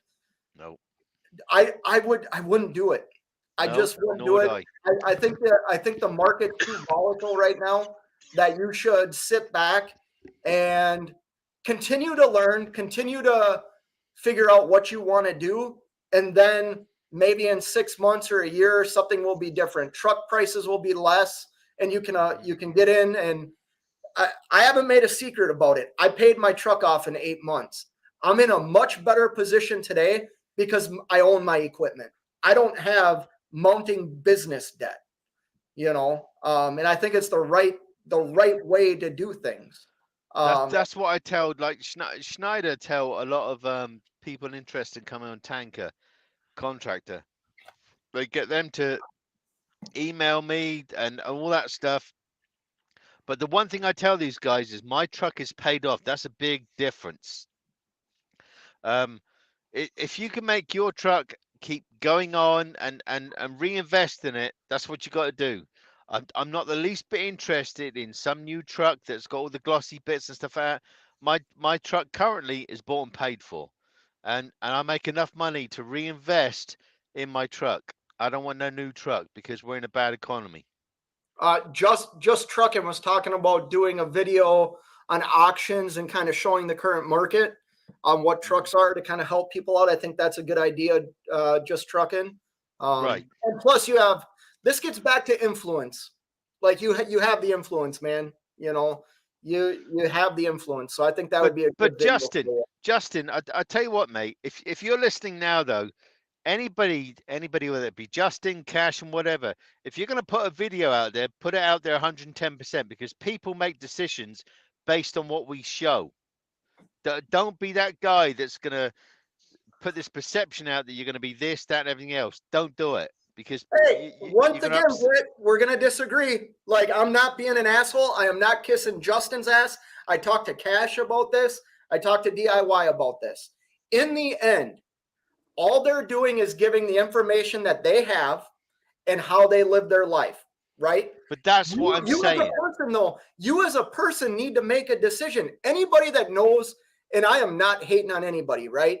Anybody that knows anything about trucking knows, especially if you've been in it a long time like me, there aren't many rich truck drivers like that can go out and live a life of complete luxury 100% of the time. If you're too naive in doing that, that's not just Trucking's fault. That's not Cash's. That's not Nevada's. That's not DIY's fault. That's the individual's fault. But Fate, that's exactly what. But Fate, that's exactly what I'm saying. If you're going to go out there, just show the way it is. But that is the way it is for him. That is the way it is for Just Trucking, and Nevada and Cash. That's how their life is. That is the way for them. But they're not on there saying this is like, well, I don't want to talk about other people's business. But that is their life. I mean, the videos that Nevada, that Just Trucking put out, that is their life. Why can't they share it? And it's up to us to pick and choose what we take from that. I mean, this guy down here in the bottom, Cash is King, is a mentor of mine. I don't follow everything he says, but he made a joke earlier about how helping me make hundreds of thousands of dollars, that's very accurate. And I chose to listen because I saw from YouTube, I saw from talking to him what his life was. And I wanted that. But that's exactly what I'm saying, Scott. Cash doesn't come across as some hypocrite and whatever. He will tell you what he's earning in this climate, in this situation, and everything else. And that's what I'm saying. That's the way you need to be. 110% transparent. What you do with your money is irrelevant. That's down to you. But Cash does show this is what he earns. This is his deductions and stuff like that. That's what I'm saying. If you're going to come on YouTube, be like that person, like Cash. Be totally transparent, because people make decisions based on what they watch with Cash. I'm not disagreeing with anybody else. And Cash is one of those guys that is 110% transparent. That's what I'm saying. And that's what you got to be, you know?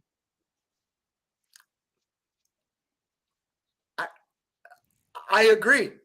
And somebody is being transparent with their life. Right. Who am I to say they're wrong with doing? Anyways, let's get off. I know, but you were misunderstanding what I'm saying. I'm not misunderstanding what you're saying. I'm just saying Cash is 110% transparent, you know? And I think they are too. They just happen to live a different life. Right, and I believe so. And I'm just saying, but those people, carry on doing what you're doing. Be transparent, because people make decisions based on what we say. Cash, you're a successful owner-operator. Did it happen overnight? No. Nope. Have you ever said it happened overnight? Nope. Nope. And honestly, I think if you're ready to become an owner operator and you got your money right and you got a plan, now go for it. Like, I don't think there's ever a good or a bad time to become an owner operator, really. It's like, if truck prices are down, freight's down, like, yeah. Now we're in a little bit of a weird area right now, but I think if you've got a plan and a place to put that truck to work if you do get one. You know, like Brett was saying, $8,500 this week. You know, now he's worked and he's, you know, been there, done it, and knows how to get to that. But it's not a bad way to be right now, especially with input costs like he's got. You know, like But that's part of. I just cut you off. I'm sorry. no, I was done. Real quick, if you are serious about air tabs, I have the right and obligation to make fun of you. Oh, So yeah, Steve's gonna make fun of me because I'm putting him on the truck. Yeah, no, Cash, I guess I agree with what you're saying. It's just I look at my perspective. Like if I was talking to you the way I did before I became an owner operator in the current market we're in right now, because I live it, I don't think I would do it. Does that make sense? That's Yeah. just my opinion, because my decision, I mean, I talked to you who put me in touch with DIY when I became an owner operator. You know, it was a long process. I mean, it got drug out to the point where I wasn't threatened, but it was, hey, you're either going to do this or I'm going to like find somebody who will, you know what I mean? Scenario with DIY. So yeah, I had to do it. We have Haji McFarland in the house. Hey, can I get a wrench? Oh God. you know, and to go back to that, you know, it's a tough decision, you know, like you know, going out from being company driver for, you know, decades and having that consistent living to becoming owner operator, you know, and right now is even more difficult time because, you know, what we're facing in the, you know, general economy. Yeah. But I still think if you got your money right and you got your plan together, I still think you can make more being an owner operator if you got a plan than you will being a company driver. Not to knock company drivers, but you know, and also you got to understand being an owner operator is not for everyone. You know, like That for definite. because you're not guaranteed to make more money as an owner operator. I'm just saying if you got your plan and you got your money right, you can. You know, that Well, can is the key word. that's part of the thing. Like understanding that you're not always gonna be ahead. Like I've started sharing numbers on my channel. Granted, they're similar to yours, Cash. They're not. I'm not stealing your bit, but I'm here telling you right now. I'm sitting here in a hotel room. This month, my business is actually not going to profit any money. Because I'm spending so much to earn that money. You know, to keep earning it instead of being broke down somewhere desolate and need to be towed. Like you're going to have months that you don't make money if you're only doing trucking.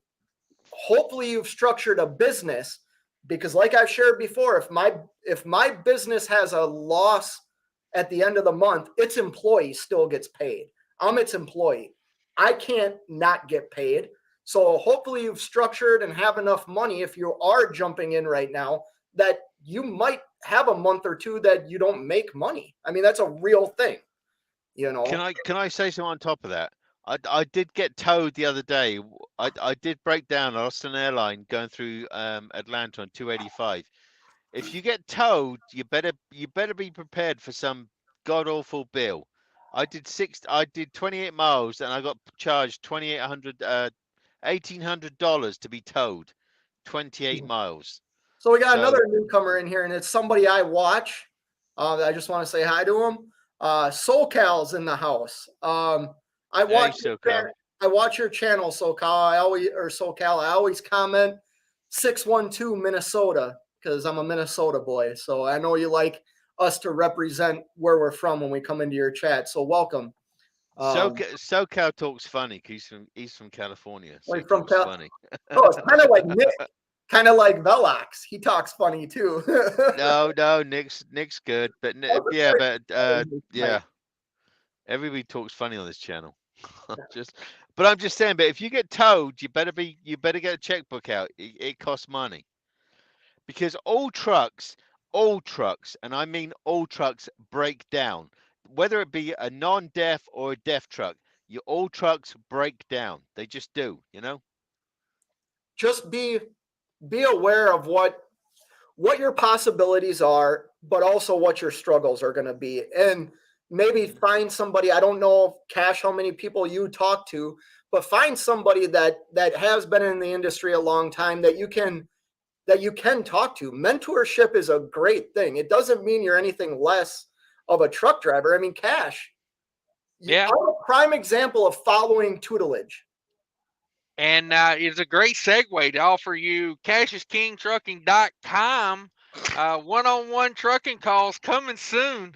Coming soon. Just saying. No, I think that's something that a lot of us miss out on. And yeah, a chat with Cash. And that's tough, man. Doing it all solo all the time is not always the best thing. And I'll share my experience real quick. If you're thinking about even so I can't really talk about this because I don't have my own authority, but I chose to lease on to a carrier. I know the benefits I'm receiving by being leased on to a carrier right now is, and Cash, I think you can agree with this too, man. Like, our carriers have connections. They have customers that the freight's still pretty damn good. Like, if I was out on my own, I wouldn't have access to the freight that I haul right now. You know what I mean? So not always is leasing on to a carrier a bad thing. Like, it's actually, for me, I thought it was the easiest and quickest way for me to build my business with some great tutelage, you know? Anyways. Easy. So Scott goes like, shh. Well, I started reading comments, and I didn't want to get too long-winded. Come on, tell us the rest of the comments, because none of us can see it. You can see it. I can't read them all. There's a lot of people in here tonight. Well, read all of them. Somebody must have done something, because there's a lot of people for me in here.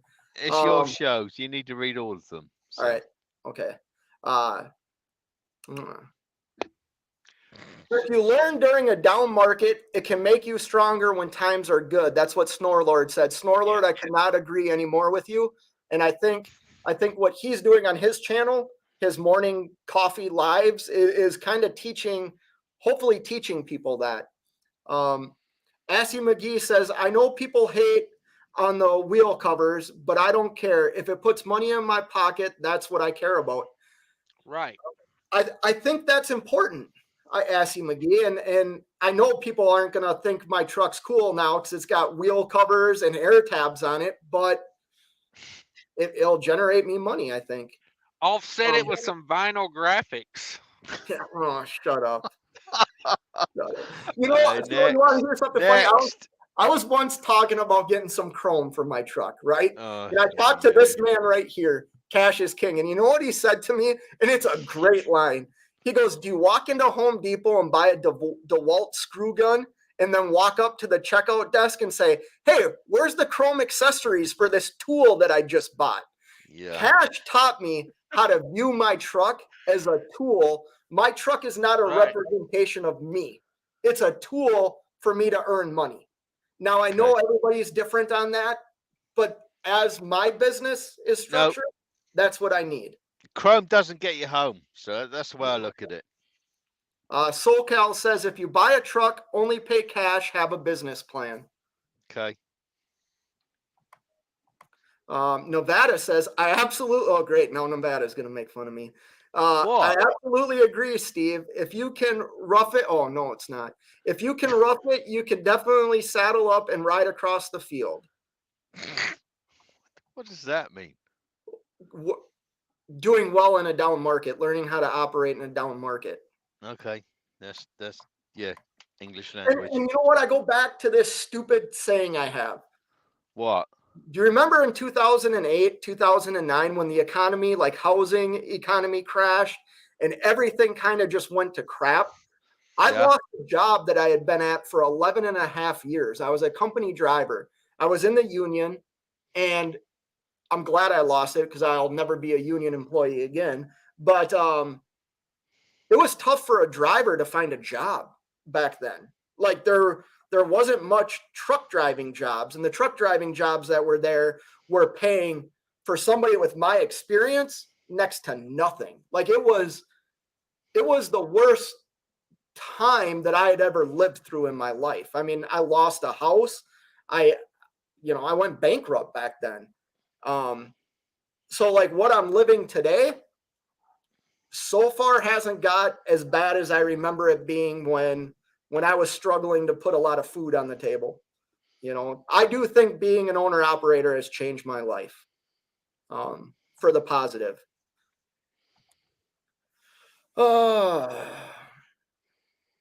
Adelphi, the leaky wooden yacht's in the house. I know that you're the insult investor. Hope you're doing well. Is that you, Cash? Are you making fun of me? No, No, that I was thought it me. was a funny name. Yeah, Okay. that was me just taking the piss. Sorry. Okay. Are you serious? No, when I mean taking the piss, I'm just taking the mick. That's just an English proverb, Taking a Meg? What? Whatever. I was taking the mick out of you. God damn. I was taking the mick. Having a joke. Michael, the trucking guy, says just trucking gives a ton of knowledge without the numbers. We don't need to see everyone's numbers, just what they do to make it work. Such a great group of guys sharing knowledge. Yeah. So I like to share numbers for what I'm doing right now because I think I'm doing stuff that the other person doesn't want to do. And it's not easy. Cash can talk about running a lot of these multiple stops. It's not easy. It's tiring, isn't it, Cash? Yeah, you're the logistics guy. You got to handle the BS. Mhm. Yeah. That's ultimately what it comes down to. SoCal needs a wrench. Yeah. Keep it going here for a second, Cash. I'm bad at doing this. Okay, Cash I'll is- read it. I'll read a few. What's up, Pneumatic? No, I'm just saying, but Cash's channel, Cash is a reefer. And Cash does a lot of reefer stuff. So if you watch his channel, it's based on, working around a reefer. And that's what we need to That's what I emphasize. do. It's what? That's what I do. I run reefer I freight. know, but you were doing something else. I'm just saying, but you were doing something else. I'm just saying, but Cash does reefer, and we have to be completely transparent. And like I say, Cash has got a very good channel, and so do you, Freight. Before you throw your knickers out the window, I'm just saying. But Cash explains everything. He's totally transparent. If you want to get into reefer, watch people like Cash or Fate. If you want to talk to flatbed, I don't know who does flatbed. I don't do Jackknife flatbed. TV. Who? Jackknife TV. Yeah, that channel. If you want to go to flatbed, talk to watch Jackknife TV. If you want to talk tanker, yeah, England. Yeah, me. Anyway, but when it comes to that, Cash is very comical. Cash has got a very dry sense of humor, and I find young Cash very very. I've had enough of that. I don't know about you guys, but that can only go on so long. Hey! You just threw the mick out of his knickers. Come on. Yeah, that too.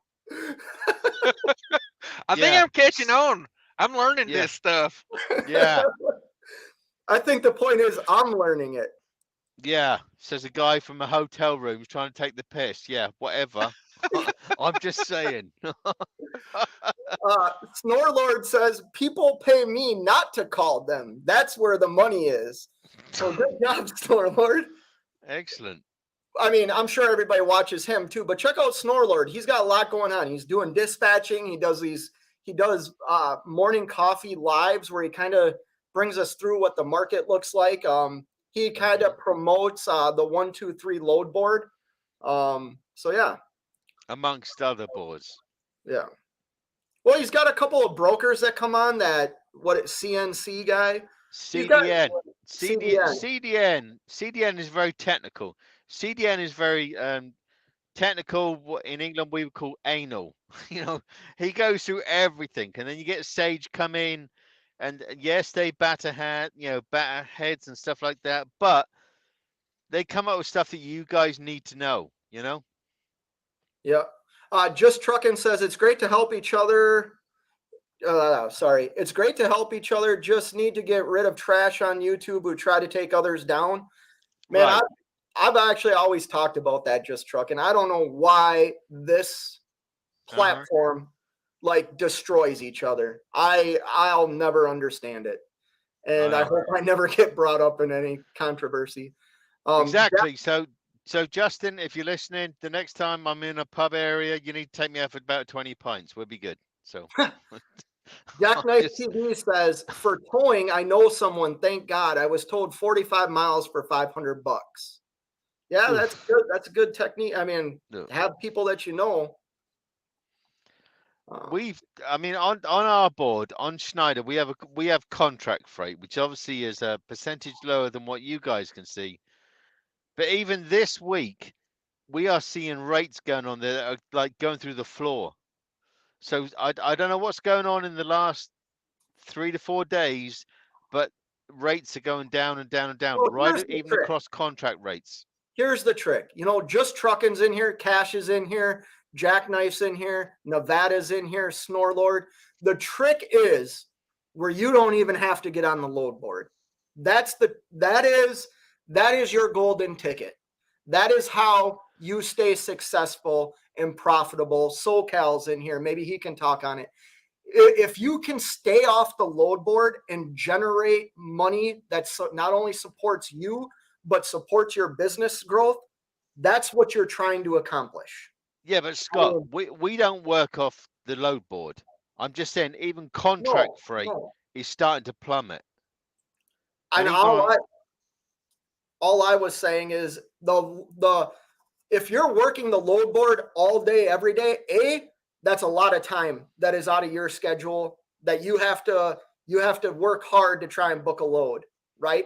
If that load comes to you without you doing any work, that load's usually paying well, and it's usually immediate. Like it's hey, can you do this? And you need to make the decision yes or no in that moment, because then they're going to bounce on to the next contractor that they have a relationship with. And all I'm trying to say is, yeah, contract rate might be going down. The spot market's gone down, which eventually drives down the contracted freight. Hopefully you can operate your business based on those numbers. Like, you should have a low operating cost of business. It shouldn't be $250 a mile. Like, I'm sorry, and I know people are going to disagree with me, but Cash, you would admit, like, if my operating costs were $250 a mile, I'm dead in the water already without knowing it. Yeah, because I think we're going to see some more dips. I mean, the trend is not coming back up; it's still going down. Right. So I don't know. I was lucky. I got fuel today for $3.76 in Georgia today. So fuel's come down a little bit, but I mean, I don't see rates bouncing back anytime soon. They're still leasing trucks out there. But Cash, where did you pay $3.73 for that gallon of fuel? $3.76 I paid for that. Yeah, where was that? That was I was at a Love's. See, on Schneider, we currently, for the next 7 days, right up until Tuesday midnight, we get 50 cents off the gallon of any cash price at a Pilot Flying J. So even the cash price is still expensive. If you're getting it for that price, you are getting a way better deal than even we get on Schneider. Well, I got fuel the other day. My truck's full right now, and I paid $3.84 a gallon. $3.84 in Wisconsin, which the store right across the street was $4.75. Was a mud flap stop. Flap. What I've noticed is when your fuel discount card or like your ComData or EFS card is only giving you like a 25-cent discount, check out Mudflap, because that's when Mudflap is actually like crushing it. Schneider's changed the way it used to give you a discount every 2 weeks, but because there was such a fluctuation of prices, now it's weekly. And currently, for this week and the last 2 weeks, like I say, we get 50 cents off the cash price of any Pilot Flying J. But from what Cash is saying, he still gets a way better discount than we do. And I appreciate that the megas want to make money on every type of transaction, but that's crazy compared Now, to what Yeah. I pay, compared to what Cash paid this week. There's like a 40 cents per gallon difference. yeah. What were you gonna say, Cash? I was gonna say, yeah, that's not through my company. That's the TVC card. I get that on. I got videos about it on my channel. When I'm down here, I use that, and then when I go back to the Midwest, I'll be on Mudflap. But what you was talking about, Fade, about the price fluctuation. So what that is these mega truck stops, they turn fuel so fast, they're updating their price like twice a day sometimes, because But with a Mudflap stop, if it's not as busy of a stop, they'll be a little behind on that. So you'll get a better discount because, if price is, going a certain way, they got to keep up with the guy across the street. Right. If that makes any sense. But that's why I say you got to check Mudflap. It's free. I mean, But Cash, that's something you need to promote though. If that helps you as an independent, as opposed to me, an independent stuck with a mega, What? that's something you definitely need to promote. Wait a minute. Wait a minute. You don't have to buy your fuel with the code I that your know, but company what I'm gives you. saying, I know, but what I'm saying is that Cash should be promoting somebody like Mudflap and whatever, because you do get a better discount than the megas. Yeah, right. I have a great Mudflap code. It's I don't know how to put it on the screen. It's Fate Trucking. Go to Mudflap, download the app, put in promo code Fate Trucking, receive $10 in free fuel. I received $10 in free fuel. Otherwise, use Cash's code DIY Semi. Your favorite YouTuber Yeah. will have a code. Hey, But where's But that I'm shirt I saying, made you with my promo code on it? yeah, but yeah, I'm saying that the smaller guys, but one of the most critical things in this industry is fuel. And people like Mudflap and whatever you guys get wrapped into, you can get a better discount than the megas. Yeah.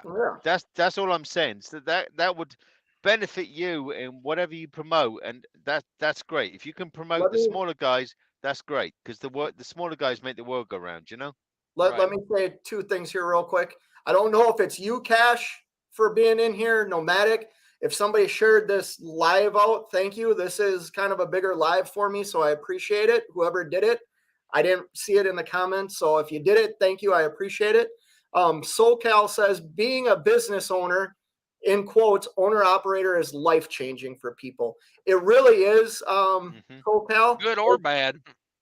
yeah, both ways. I know for me, it's benefited me, but it's also understanding the business side of it.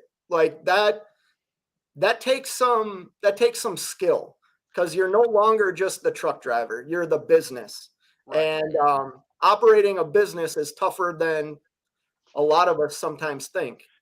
I think just being self-employed in general is change of a mindset. Right. It's like it's not just show up and get paid. It's, hey, I got to go out there and make it happen, and it changes the mindset. It opens up the possibility to a greater upside. You know what I mean? Because here's the thing: when for me, it's like I've owned my own business since I was 16, and I can tell you, it's like your downside is the same. You can be flat broke either way, being a business owner or a company employee. But the upside is way better being, self-employed. Great. And I think Just Trucking shared this out. I'm not 100% sure on that, but I think that's what SoCal said earlier. Oh, okay. Jackknife TV says, I probably missed his first comment, says, then tomorrow I have a drop. I have a 120 mile deadhead for $1,600, load up to Wisconsin, 520 miles. So that's what? A little bit more than $3 a mile. But then I pick up that, hold on. But before I pick that up, I'm running a 25-mile load for $400 out of the same shipper. There you go, Jackknife. There you go. Yeah, I'll jump back down here. I know that I've missed. Why are 40 DIY? why are 40 people watching this? Because I'm so damn good looking, DIY. It's the goatee, it's the beard, you know. Yeah. Anyways. I answered him why people are watching it. Oh, don't even start. Right under it is my answer. Yeah. So Mississippi Trucker says they say rates will go down 20% more within 3 months. Then you got to adjust to that, man. Like that's a Right. lot, though. 20% from what they currently No, are. that's doable, Scott, because I think no, What's the I issue think in you that? guys need to be prepared for that. I do believe that. Oh, it's possible. So let's just use that number that Jackknife put up. He was taking $1,600 on 520 miles. We'll take 20% out of that. That now is $1,280. Okay. So then you divide that by 520. That's $246 a mile. I Right. can tell you this: I can operate my business and be profitable at $246 a mile. Is it And what a I lot would of like? us, Is it what and I a would lot of like? us last No. year can still do that. The guys coming in this year, that's going to be harder. Yeah. Okay. I think Jackknife just said something that makes sense too. The big problem, though, is there isn't enough freight to go around. I've talked to a few brokers and shippers, just don't have the product. It's more economic.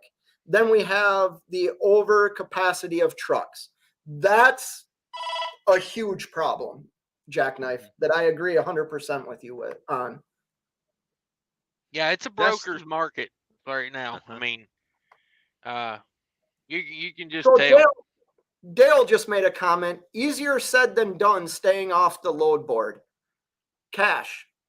Yeah. That is, I would like to know your opinion on that based on being leased onto a carrier.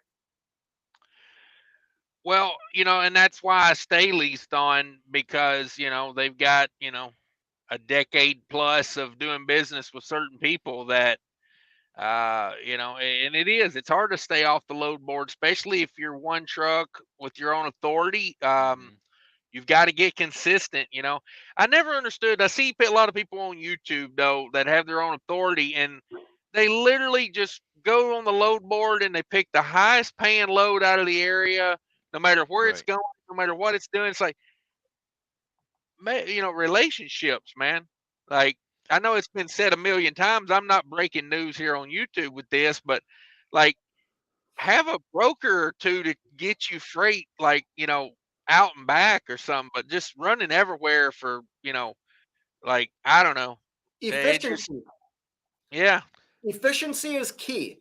That highest paying load on the load board might be 2,100 miles, and let's say it's $8,000.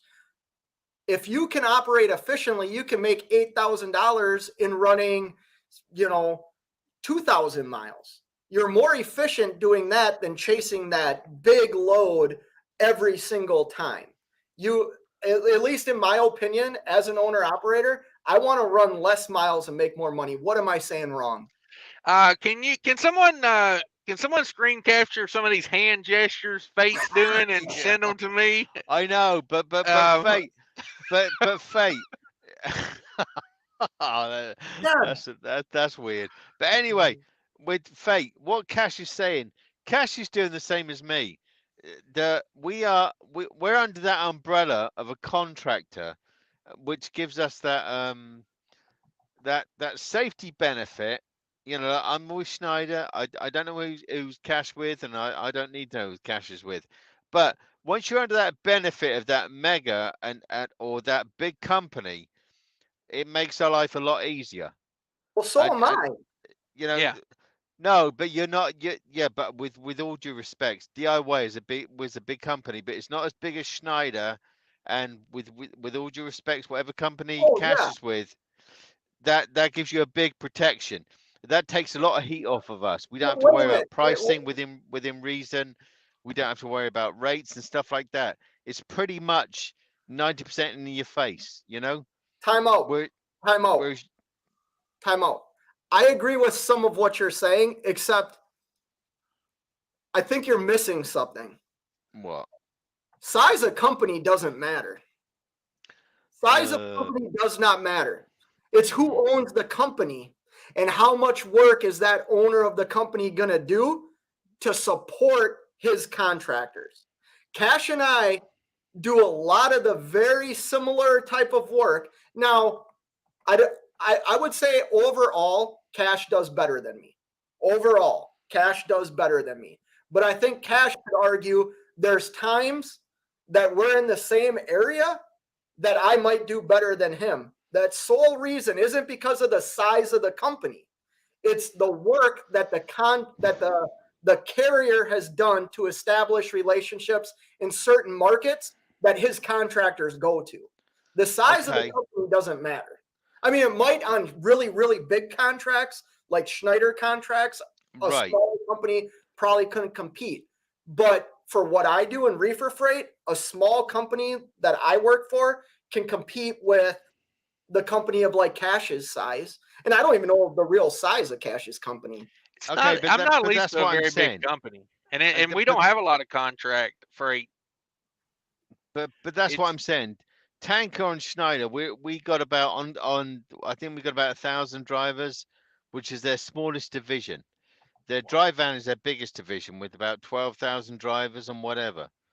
That's what I'm saying is that I can't speak for the rest. I'm sure we're vast and they will do what they do to secure contracts.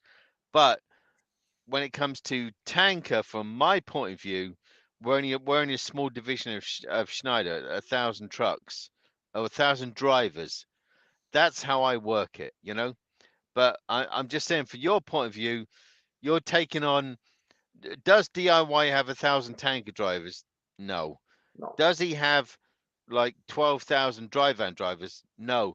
But he has that dynamic that he can be that guy that picks up different things that the big megas can't because they're too clumsy. And I can't speak for Cash's company. I don't know the size of it, but it's not going to be big and clumsy like a big mega, No, and that's the thing.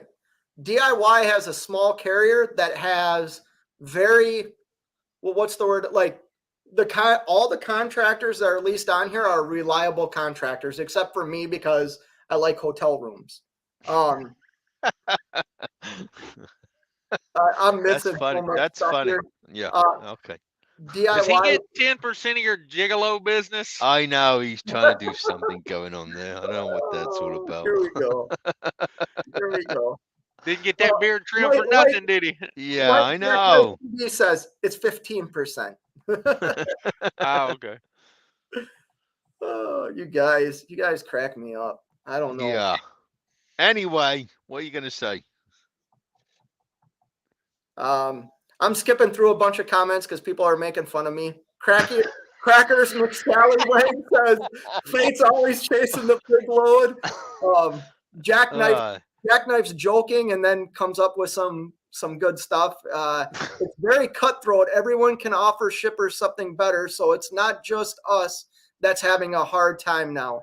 I'm sure TQL don't have a problem, or TQL don't have that problem, but who knows? Yeah, he's 100% right.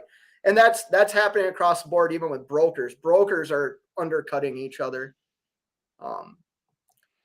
Mississippi Trucker says, do you think it's the shippers that are not the brokers? For a long time, Cash, you can talk about this better than me because you were in it a little bit longer than me. For a long time, shippers paid what I deem very excessive money to get their freight moved.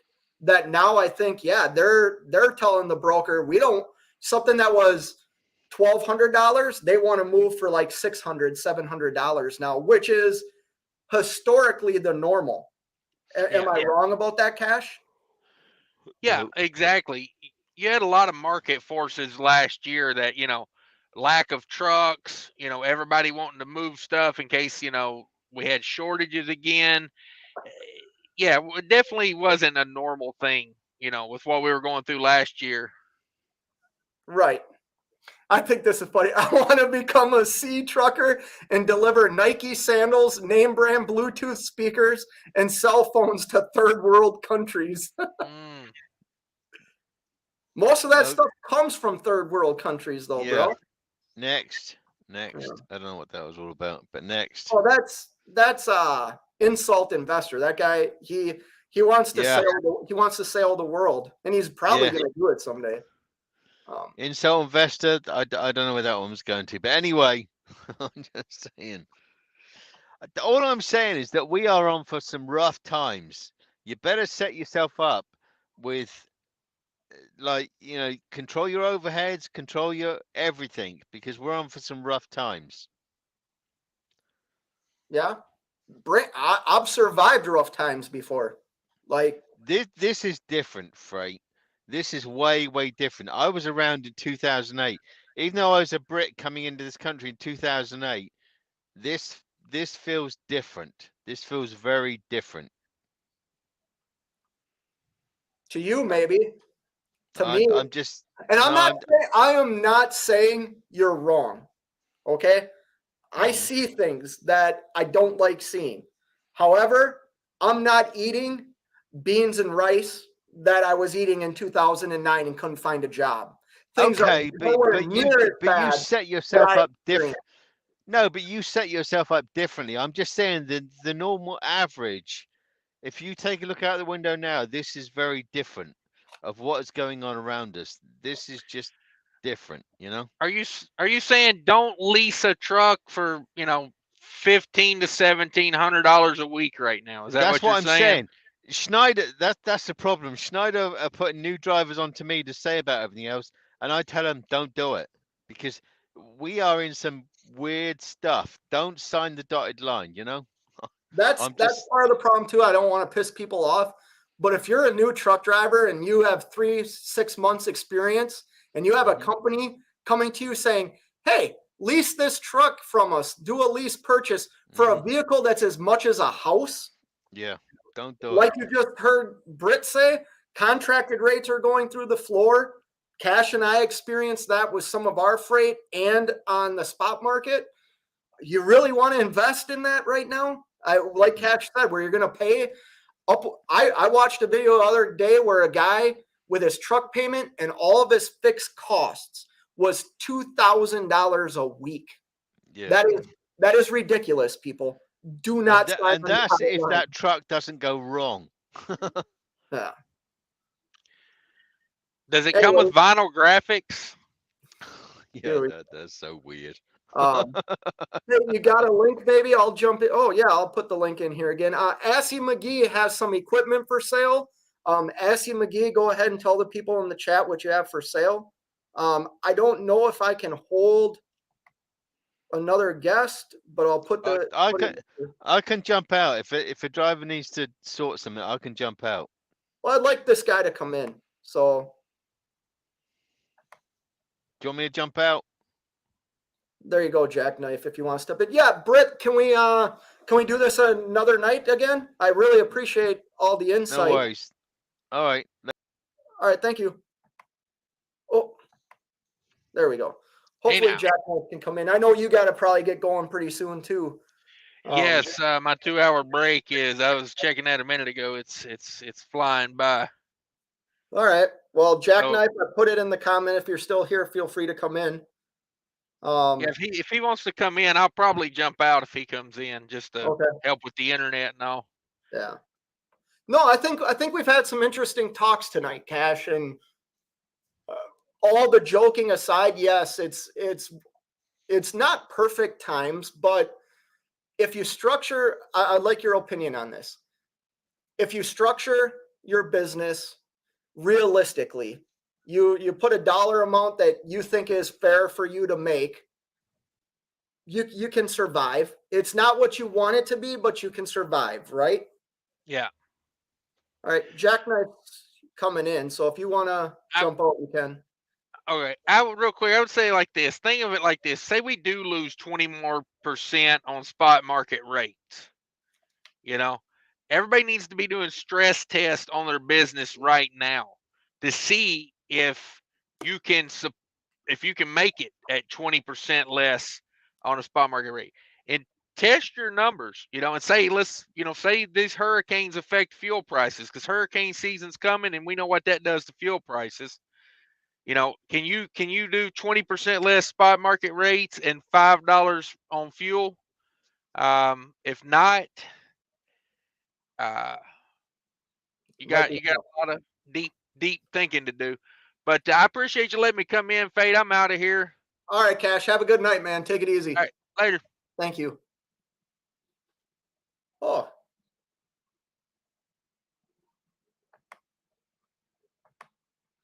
Well, I lost Jackknife. Oh, he's still in the background.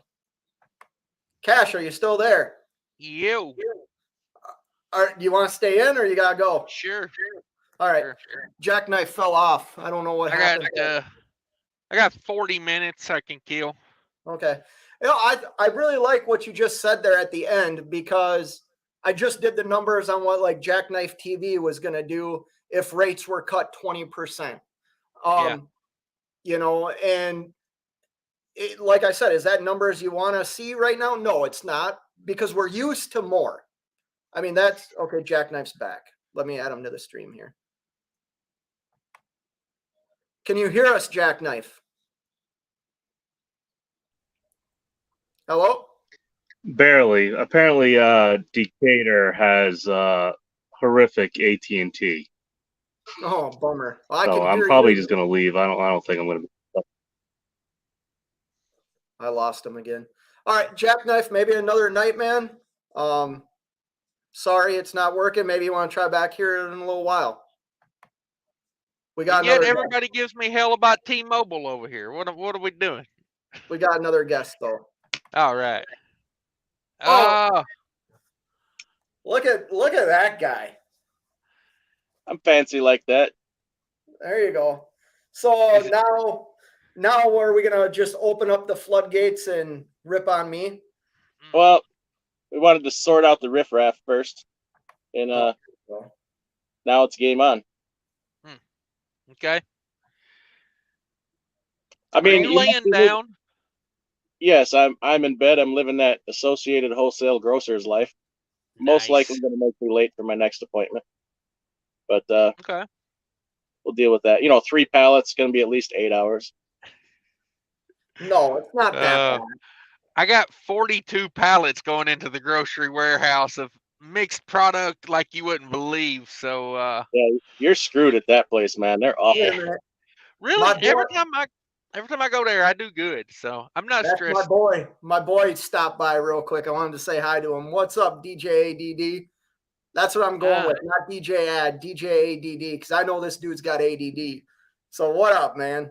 That's my boy from Minnesota. All right. So anyways, you must be moving up in the world. I mean, Just Truckin' never shared out one of my live streams. So it was Just Truckin' that shared it. Same here. Wow. I'm glad. I don't think he's in here anymore. I had a little bit of that YouTube, like, oh shit, Just Truckin's in here. Not gonna lie, it was like the first time meeting you two, But that's so sweet. Yeah, no. So let's talk about this. We had Britt in here earlier talking about big companies versus small companies. Oh, what's so funny now? Oh, nothing. I just read a comment that said, Leaky Wooden Yacht said, tell Brent to suck it for me.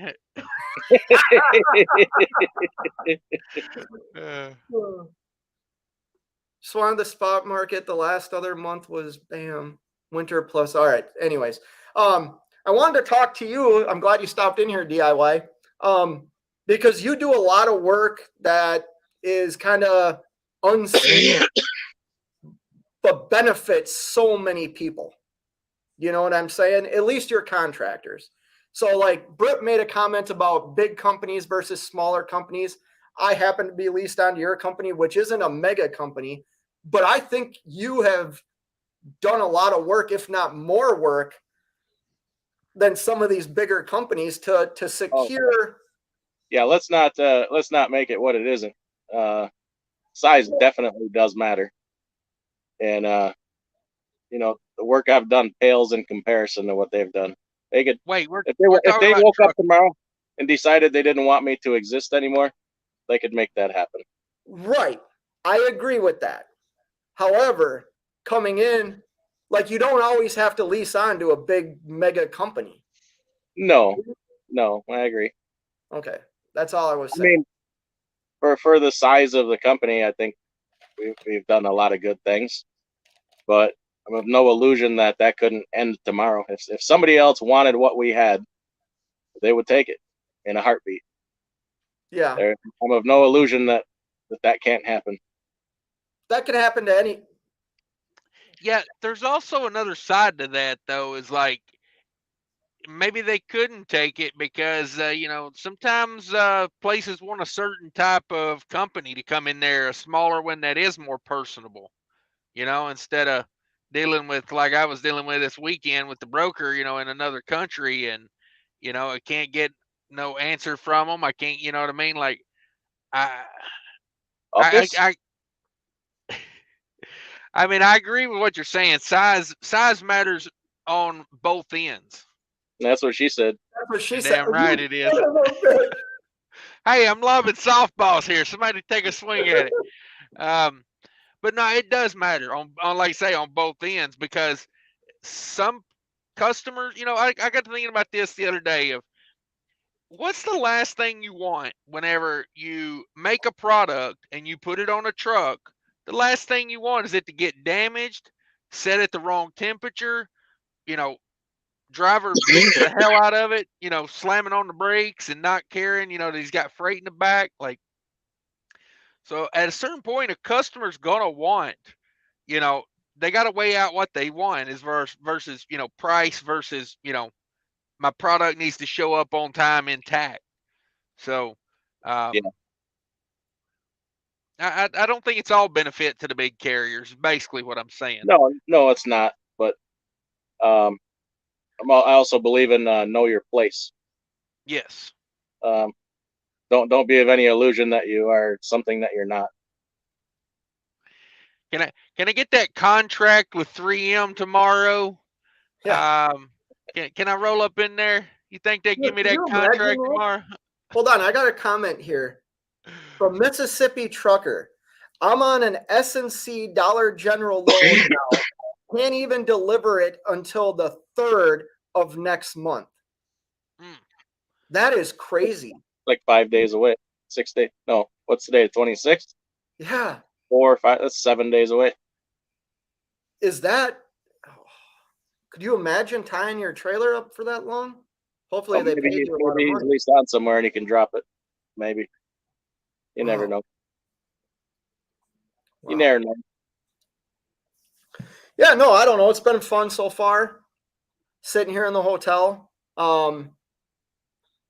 I think that kind of goes back to what you were just saying earlier, though, Cash. Like if things, I like your twiddle of your fingers. He said. How you were saying, can your business survive a 20% decrease in what current rates are? And it got me thinking about what I'm currently doing right now. Like I have the funds, I have the capability of getting kind of some I mean, your carrier bearing's a big deal. You don't want that to go out when you're under a load driving down the road. Maybe now is the time to do some of that service that you've been putting off. Spend the money now so you can, if rates do drop another 20%, your truck hopefully is adequate enough and survives so you don't have any major breakdowns. You know, maybe that's the right thing to do. What do you guys think? No, am I so wrong? I should have called you. Maybe it's always the right thing to do. Yeah. So I shared this earlier too, DIY. A good long-term plan. It's hard spending that money. I shared earlier, like, you remember how I struggled with like money coming in, right? And you and I talked about that. It's hard watching it leave. Like, not just your normal, $1,000 here and there. Like when you start adding up everything up, like I made a decision on my trailer today that I believe is the right decision, but it was so, like I sat there and him and hawed about it because it's a lot of money to spend. Yeah, but you know what would make that decision a whole lot easier to make? A freight claim. Yeah. Good point. If you'd have had a freight claim because of that, you would have kicked yourself in the ass for not doing it. Yeah, that's a good point. Have you ever had that problem, Cash? Have you had one of your screens on your trailers, the LCD screen kind of go out, like where it gets very hard to read? These carriers do it all the time. I'm having not your trailer, another trailer. I put one in not even a year ago, and it's already going out. Yeah, it's tough. Here, hold on. We got a comment. Jackknife. Most shippers run a business, and a business is cutthroat unless they really like you. If they got an offer On a lane. Yeah, on a lane 15 to 20% less than the other guy, they will take it. Not 100% of the time. Like I'm saying like that's the reason Swift doesn't pull every load out here. Yeah, it depends on the freight. Some freight is more important than others. Yeah, like if you're hauling toilet paper, doesn't really matter when it gets there. right. Food, maybe a little different. Yeah. There's a difference between hauling, nuclear waste and high-end explosives and military equipment than hauling, rolls of paper towels.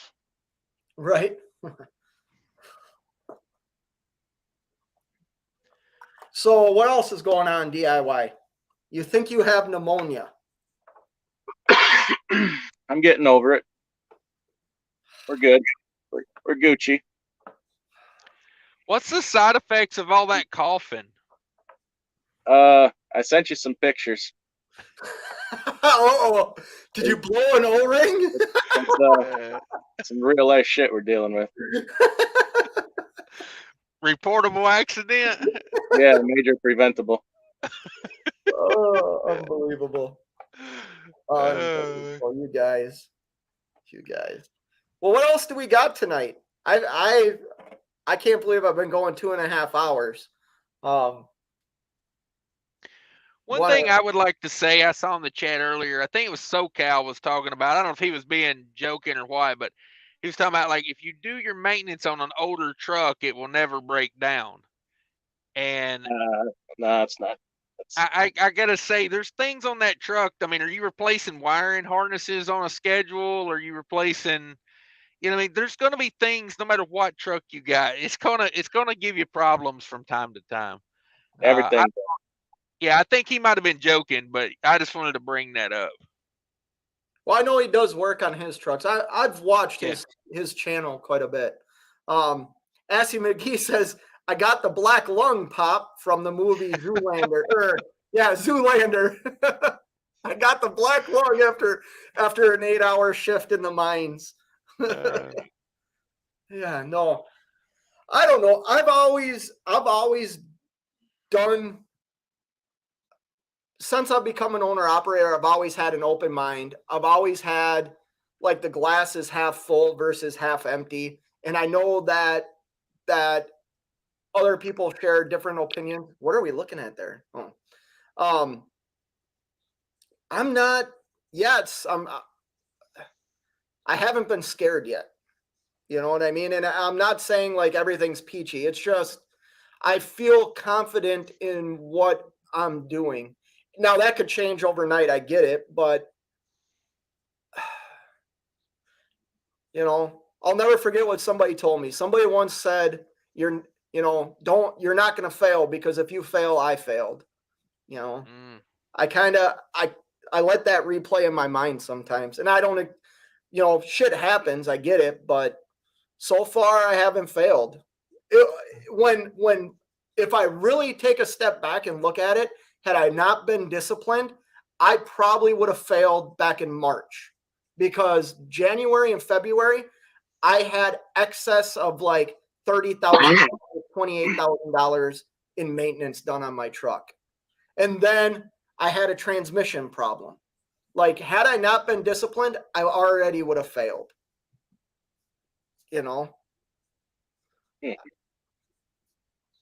Vic Med says, DIY, are you hauling a load? I am. He's pretending to be a trucker there, Vic. Somebody's got to do pay And he trucking work while he travels from hotel to hotel looking for his long lost brother, fighting crime. You know, DIY goes on the road, gets pneumonia, gets robbed, you know, complains. you Yeah, know. I'm leaning towards somebody picked my pocket because That's I crazy. retraced my steps for the whole day, man. Every move I made since I got up this morning, and there's no way I could have lost that money. It was just this 1 minute I reached in my pocket and it wasn't there anymore. That's I'm crazy so because you're pissed off. not. It had to be like half hanging out of your pocket because you're not somebody. Like, I'm mental about that. Like I'm always making sure I don't freaking messing with my money is like messing with my emotions. oh, nice. Well, no, you're not a you're a big drink of water. Like you're not a little guy. Like it. That's pretty bold if somebody picked your pocket. I don't know. I'm You sure it's not in your other pants? yeah, I checked. Although it could have So disintegrated. you know what? The truck you're in, did you move the mattress? I've had stuff fall in between the mattress and that wood that's right there. I did. Okay. I tore this sumbitch apart looking for it. My fuel receipts and everything are just gone. Like everything. But like the other stuff that I keep in my pocket is still there. So I don't know. And So you bought fuel today? No. It was so it was from yesterday? Yeah. that sucks. Jackknife is commenting on like probably an older truck here. It says it all depends on who takes care of it and what maintenance has been done. Look, I had a pack car. It was broken down, being towed every other month. He goes on to say, I got this 9400 International. Sure, I don't get towed or have any emissions problems, and I have to go to the dealership, but I'm still behind the 8 ball for poor maintenance from a previous owner. Old is old, and unless you can go over the whole truck with a bag of money right off the bat, you're going to have problems. So, Jackknife, are you saying a guy shouldn't go out and buy a hood classic truck? Is that what you're saying, Jackknife?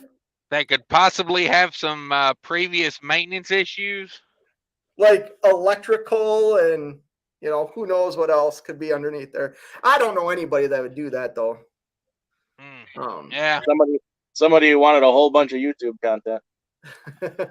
Yeah, those videos are just knocking it out of the park, man. I watched how many of those you got out now? I've been trying to keep up with them.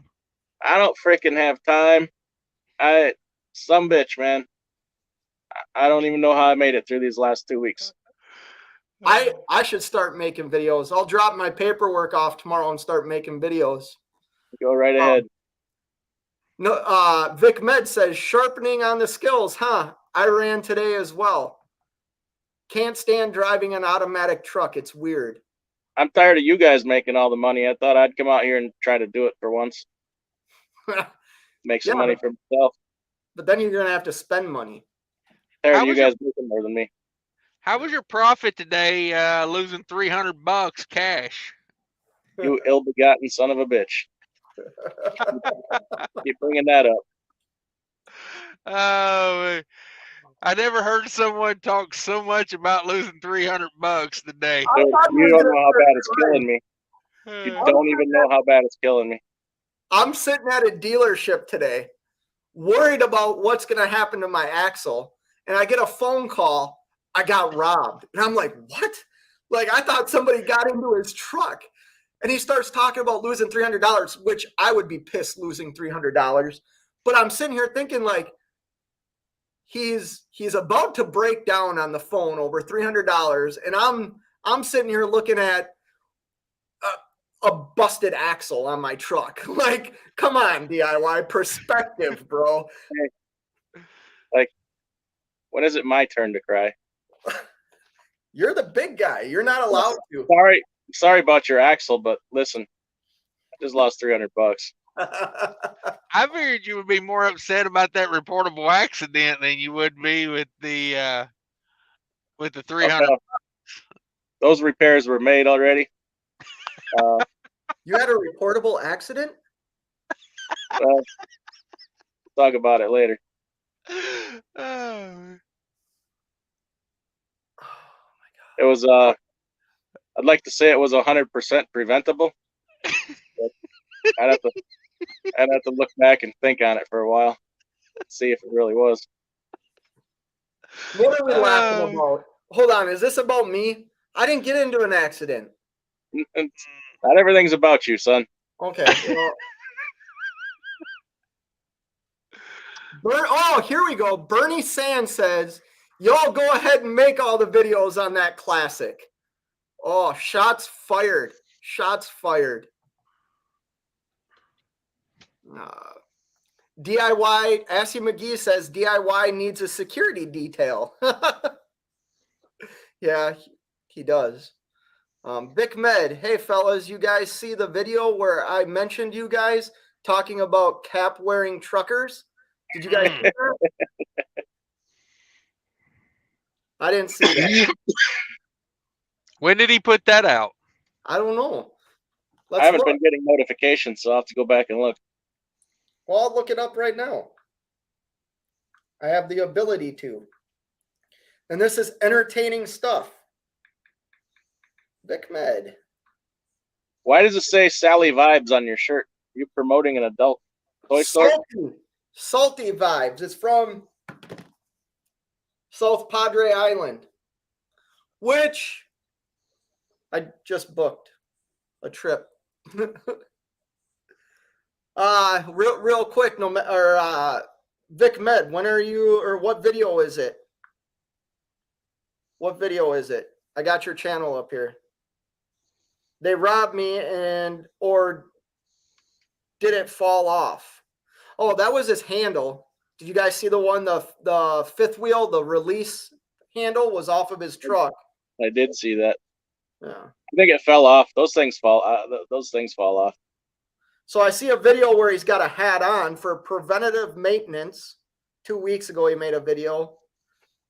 What video is it, Vic? Let me get back here. That's nothing. Wait until you tell the old lady. Mine's kind of rubs your nose. Oh, I missed something here. Jackknife. Yeah, anyways. Yeah. Oh, yeah, it is. Vic Med says it's the preventative maintenance video. 7 minutes long. Should we watch it? I'm kidding. What were you going to say, Kat? No, you'll eat up all your bandwidth. Well, not if I watch it on my phone. And I don't know. I don't know how to do any of that stuff. Anyways, what were we talking about? Wait a minute. Jerome, shoot, I'm about to lose $785 from Cash App. Damn. How do you lose money from Cash App? Did somebody pickpocket your Cash App? Yeah, that's weird. I wouldn't know how Cash App works. Nobody ever sends me Cash App. What's funny? What's in the chat? You're laughing, Cash. What? Oh, me? I'm smiling. Yeah, what are you laughing at? Life. Old School, New School says Jackknife. Isn't that every video? So I need to go back here. Jackknife TV says,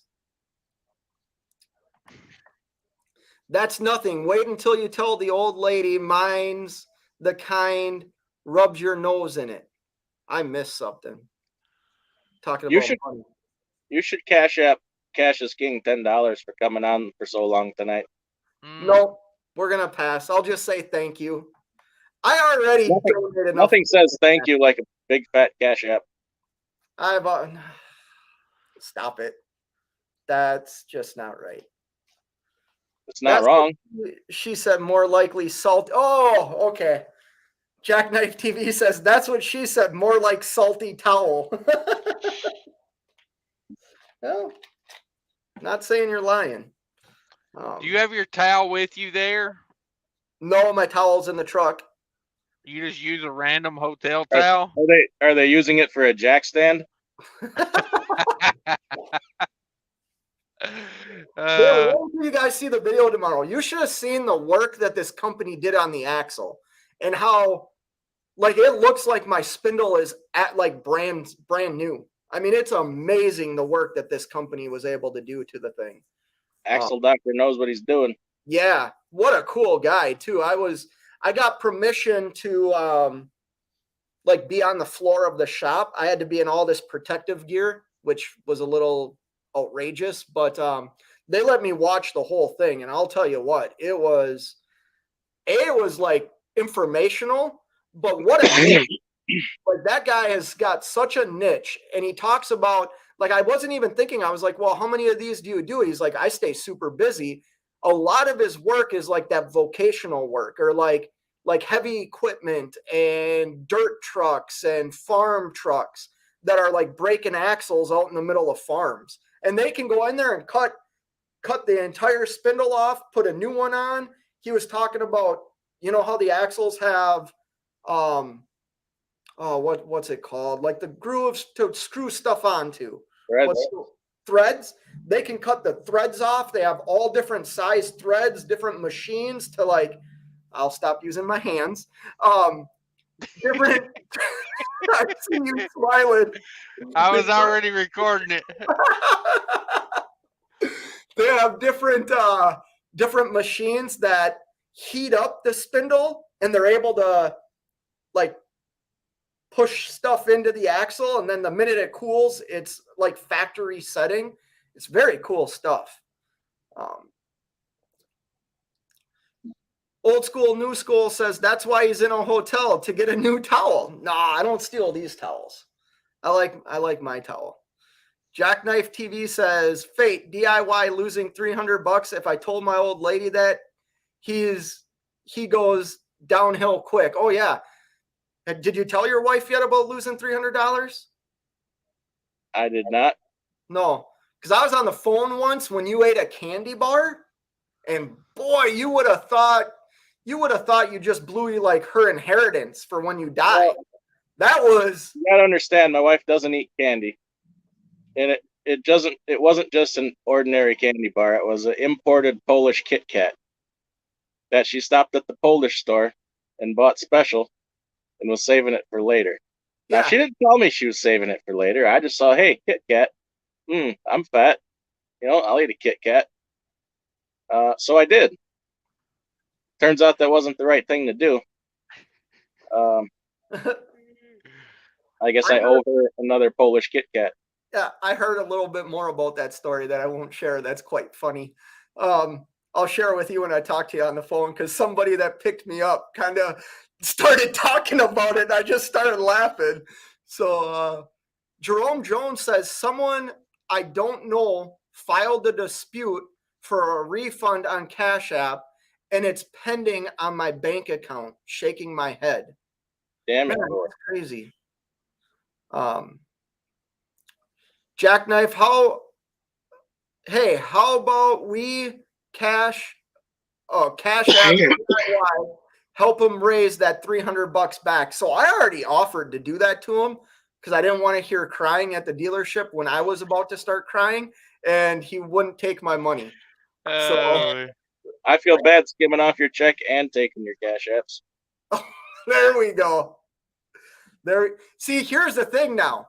Like, I'm the one that negotiates a lot of my rates now, so I know when I get the Raycon that it's accurate. There's no like photoshopping of it, you know, like was done in the past. That would be true if you actually looked at your pay stubs. Yeah, that's true. Stop. That's true too. You know, well, I'm not gonna brag or whatever or fuck around. I shouldn't have sworn.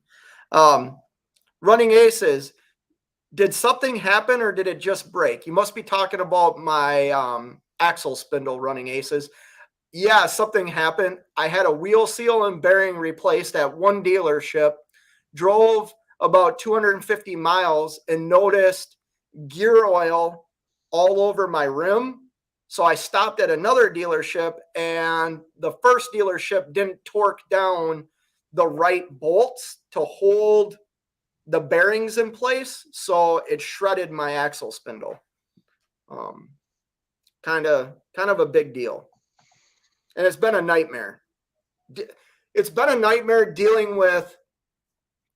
Here's something I found out too. Shops don't like to deal with other shops. They leave it up to you to deal with it. Even though they're both Mac dealers, it's a lot of go-between. This shop's telling you one thing, you have to relay it to the other shop. It's kind of a nightmare. And then you have to be super professional. Don't like put all your cards on the table at once. Today. Wait. What are you saying? Same thing you told me. Oh, okay. I got this information from you. Okay, sorry, DIY. Once again, when you run into a big problem, talk to your mentors. They're knowledgeable. They've been through it. Yeah, not the easiest thing. Gary Bates said, I almost threw away $125. Well, Gary, you can come over here and hand it to me. Oh, this is my favorite YouTube name. I wish I would have thought of this. Rest Area Raccoon. That is just an awesome name. 300 for a lizard seems a little high. Yeah, I would agree. That was the first thing I asked him. Are you running this by me to see if I'll buy it so you can like this is like a preemptive like get your story straight situation? So Jackknife TV says, hey, DIY, maybe you could skim some of those Raycons off of Fate to get your $300 back. It's already done. It's kind of hard. I haven't worked in a couple of days. Rest Area Raccoon says, go down to New Mexico, you get a truck wash and a free massage for $60. Does that massage come with upgrades? Is it upgradable? Right. Vic Med, oh my God, Fate, your truck again. WTF? Just get a Freightliner already.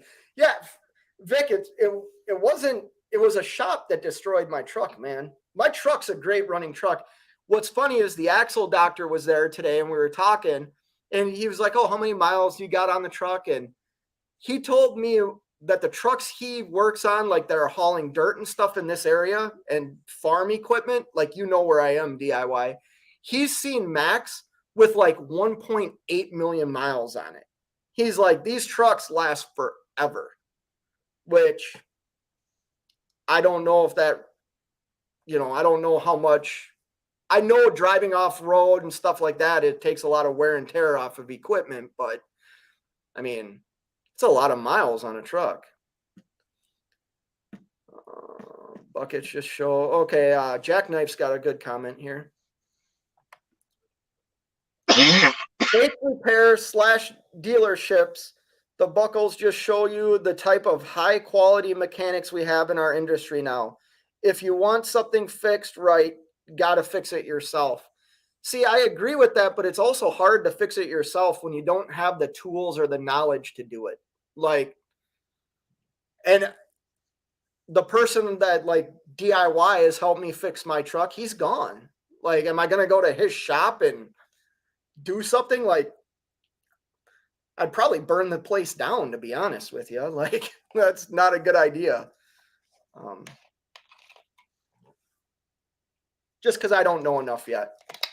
Are you falling asleep, DIY? No, I just felt them go in my trailer. They better hurry up. They're making me late for my next stop. Yeah. Fate, go ahead, Cash. Oh yeah, I was just gonna say I'm gonna hop out of here real quick. I gotta go make a delivery. I appreciate you letting me come in and chew the fat for a little while, but I'm gonna hop out. Everybody check out CashIsKingTrucking.com for all your adult needs. Sounds good, Cash. Cash, thanks for coming in here, brother. I appreciate it. Problem. Man. Later. DIY, I can let you go to sleep, man. I can't go to sleep. You look tired. I got deliveries all night. So wait a minute. You're already. So I know where you are. Do you have one delivery after that, or do you go into tomorrow where you have like 2 or 3? I got one more in Madison at 4 a.m. and then the one up in Minnesota at 2 p.m. Oh man, you do have a busy day. It's tough, isn't it? Like it's kind of a grueling schedule, isn't it? This place is the worst one. Yeah. These D-bags. It's just I think the whole schedule can be tough, especially if you have a Sunday delivery. If you have a Monday delivery, you're good, but if you have a Sunday delivery, it's tough. Jackknife says, Fade, if you're ever in the Allentown area, you should visit the Mac Museum. It's over by the Allentown Airport. Well, it's a little more than a museum. It's pretty cool. Tons of merch too. So I've seen it. I took a reset in Bethlehem area, and I was looking for stuff to do, and I wanted to go there. And I also want to go to the Easton, where they make Easton hockey sticks. I want to go there and check that museum out. What? Is that ice fishing gear? I said hockey sticks. Real man sport. You know. Never heard of it. Oh, stop it. Stop it. Gary Bates said, phone died. What I miss? Not much, Gary. Just more nonsense. Make sure you visit the My Tea equipment and tell them Cash sent you. Okay. I don't know what that means. But yeah, I don't know. It's been a fun night. A lot of jaw. Well, I'm not going to use that. That's Cash's line, jaw jacking. But yeah, you do a different kind of jacking. Yeah. Well, no, I don't. Pretty big night. Pretty big night. A lot of people stopped in here. It's cool to see. I don't know. Yeah, you're moving on up in the world. Yeah, it's kind of cool. Maybe someday. Just trucking likes you. You must be okay. Maybe someday I can get to 30. What are you at? 35,000 subscribers now? I don't know. That's crazy, man. That's crazy. Got to start pushing that YouTube content out. You got to make more videos for us. Yeah. I need to be. Yeah. I also need to sleep and do. By the way, your payroll is going to be a couple days late. Sorry about that. That's all right. I know you'll pay me. Junk. Oh, Trucking with Diabetes says junk jacking. That's instead right. of jaw jacking. Can we talk about the benefits of kind of being leased on? I know you said don't sell something that I'm not selling it. I'm my opinion, but like some of the benefits that you can receive being leased on to a carrier. I don't see anything good that can come of it. Well, so my trailer is at a shop right now that you've done business at, right? Allegedly. Yeah, maybe we shouldn't talk about it. We'll talk off the air and then talk about it. No, like you'd be surprised at what this mechanic did for me. He's really good. Yeah, which I think is pretty cool. The guys at the dealership think highly of him. I mean, they send a lot of work to him. The only things he can't do is some of the proprietary software stuff. He can even do some of that, but not 100%. What he told me with replacing so it's the whole unit. You have to replace. It's not just the screen. It's the whole unit, the whole little computer box. And what he told me is that once he installs it, he has to download all the software to the reefer unit, that little box.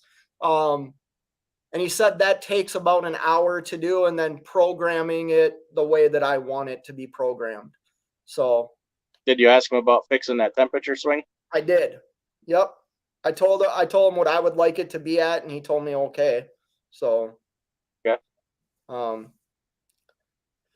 Jackknife TV says DIY. At least you're on loading. You what I hate is the unload, and you and then ride around with the paperwork on your forklift for an hour or two. Oh, he's probably saying it's gonna happen. Yeah, I hate that. Truck Yes is in the house. Mac Cheese. Truck Yes, that is the name. We need to talk about a different channel name for you, and I'm serious about this. That name is holding you back. Nobody is ever going to go into YouTube and search for fake trucking. They're gonna they search. They would have to specifically search for that name. Don't you have to search for all names? No, but like it's so I don't know how to say it. It's not easily going to pop up Right. unless somebody's hitting the F8 on their keyboard. Okay, maybe so. You're gonna steer me down some name that is. No, I don't care what you call it, but it needs to be more common, more Okay. easily searchable. Okay. Running Aces says the number one benefit. Shoot, I wish I knew how to survey this, or like what kids mean by these things. Maybe you do. In my opinion, IMO Okay. means in my opinion. All right. The number one benefit, in my opinion, of being leased on is the ability to get to load rescue. Oh man, that's happened to me. Remember when you drove all the way out to Virginia, and you and I teamed down to Louisiana? Yes, I do. Yeah, I would say that was a huge plus. There's somebody in here. I'm gonna bring somebody in. Sai, I think. Hello. How'd you do, fellas? I'm from good. the How are you? UK. I'm from the UK. I've just stumbled across this room. I'm not 100% sure what you're talking about. I'd love to know. Oh, this is a trucking channel. I'm a truck driver. Trucking. I was a trucker. I've retired now. I was a trucker. Not America, in England. But yeah, I trucked for years. Yeah. Heavy haulage I did with plant and machinery. That was my gig. Oh, hauling machinery, huh? Yeah, that was my gig. I did earlier on in my life, I did palletized transport, but I didn't quite like that. But probably most of my life was moving machinery or moving on a low buy. So, yeah, if any of your boys ever done that, sometimes it isn't even machinery. It'd be some big round thing from a farm, and you think, how the fuck am I going to scrap that thing? But right. No, so I worked in the construction industry before I became an owner operator. So I never hauled the heavy equipment around, but I saw it delivered all the time. That's tough work. Sorry, what's your name there in the red shirt? What's your name? It's right there on the corner. Fate Trucking. I can't see it. I'm on a phone. Sorry, champ. I can't see it. I'm looking. Fate Trucking. My real name is Scott. Scott. All right, Scott. As the fuel prices affecting it now, because like in my country, I'm in the UK, but the fuel is just crazy. We're getting hammered on diesel. Petrol, cheap as fuck. You call gas, I suppose. Diesel, fuck me, we're getting hammered on. We are absolutely diesel was the cheapest fuel in my country for the last 30 years. Now it's the dearest energy source you can use. Yeah, we're getting hammered on diesel fuel and regular gasoline. Right now, though, here in the States, there's about a $2 difference between regular gasoline and diesel. So if diesel is $5 a gallon, regular gasoline's like $3.50. See, the trouble is, we're in England, they've actually they put us on a dash, so we ain't sure. But like America, I always love America because they tell you the truth. And like if it's £4, £5 a gallon, but here it's all on liters, so we pay about $1.97 a liter. But it works out very much. What was you saying? Diesel now is what, £6 a gallon? Oh, no, it's about $5 a gallon. Well, right now, depending on where you are in the country, you can find it for $4.50 a gallon. But I would say the average is $5, maybe even above $5 a gallon. But surely that's got to really fucking bite into the ass of transport, hasn't it? I'm sorry. I didn't understand. Sorry, What you said. but surely that's got to bite into the ass. That's the bottom line, isn't it? If you're running a truck, Oh, that's yeah. gonna fucking hurt, isn't it? Oh yeah. Oh yeah. My fuel costs have gone up dramatically from where they were last year, but that's where you have to buy fuel wisely. You have to know where to purchase fuel, how to purchase it the right way, and hopefully you have more than one option. Like with a fuel card or fuel discounts, hopefully you have more than one option.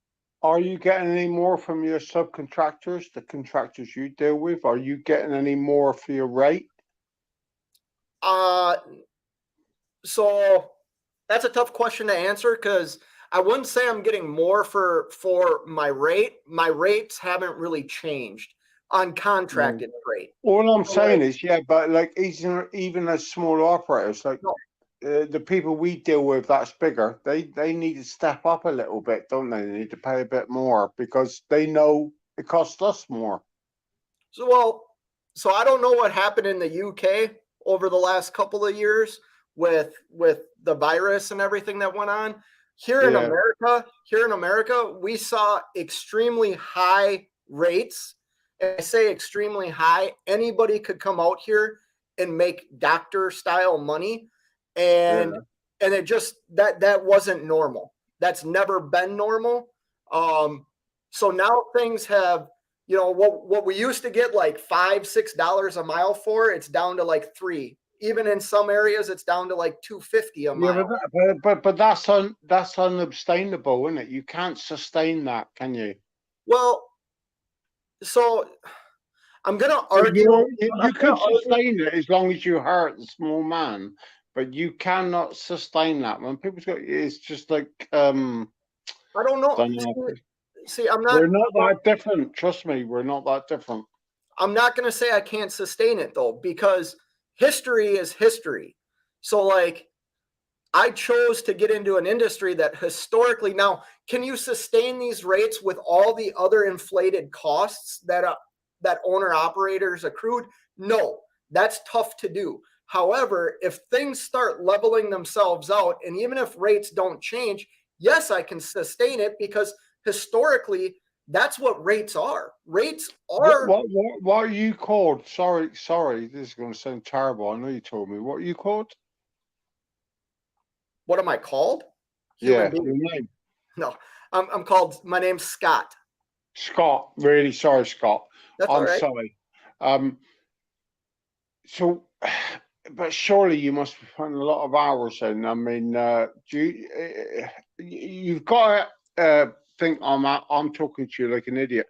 So, are you like a 3 week on the road man and back a week, or do you do a week away and then back for the weekend and then away for the week? So I am not like dodging your question at all.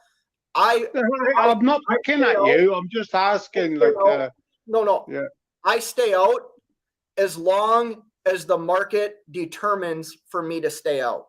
So that what I mean by that is if I'm on a hot lane, if I'm running the same lane for a couple of weeks and it's not slowing down, it's staying busy, I choose to stay out. So I don't really have a time frame on how long I stay out. I do have a family, so usually that's what changes things, isn't it? When you're a single man or a divorced man or whatever you want to call it, but like this is the trouble with trucking. If there is a family involved, there is a balance. You can't be out on the road 24/7, can you? No, you can't. I will agree with that. However, if you have a supportive family and a supportive wife, and you take me, for example, I'm 42 years old. I've been an owner operator for 2 years now. Yeah. Sorry, Scott. No, Scott, I haven't. Maybe I think you think I'm being aggressive. I'm not. No. I'm trying to bloke in a different part of the world. It's really interesting, like, you know. I don't feel that way. I'm trying to answer your question the best way I can. Like, yes, it's hard to stay out on the road for a couple of months if you have a family. However, if your family's on board and supportive and knows you're building something, then you stay out on the road for 2 months. Like, and the truth is, Scott, even if it's hard work, if you're making something better for your life, you're going to do that, aren't you?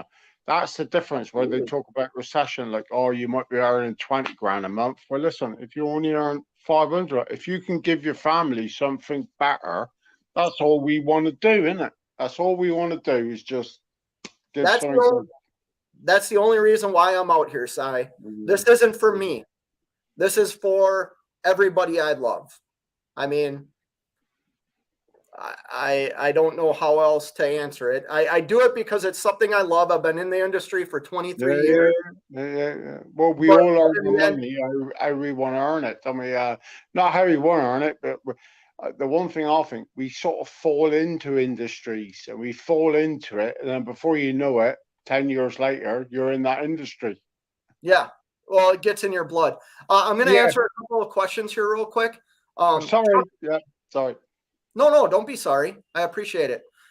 Do you know Nomadic Brit by any chance? No, I don't know. I just stumbled along this channel and it seemed quite nice, and I thought I'd jump in. Oh, I appreciate it. Give me a subscribe and a thumbs up. I definitely subscribe, and I will. But yeah, and then check out Nomadic Brit. He's a fellow like Englishman that's over here trucking in the U.S. He's a good. If he's at that, I'd love to see him. I'd love to. He'd have the same opinion as me. I'd love to see a Yank driving on an English country road. Check himself. check out Nomadic Brit. He talks about it all the time. I'm gonna look at him. Yeah. Well, I haven't met Nomadic Brit yet, so I'm gonna put something up that I can link to him, and I'll look. And like that's what he said, because I went to America and I was like, holy shit, they haven't seen roads like the UK. No, I see those UK truckers. I also watch, I'll watch Outback truckers out in Australia and stuff like that. But let me get to a couple of these questions here real quick.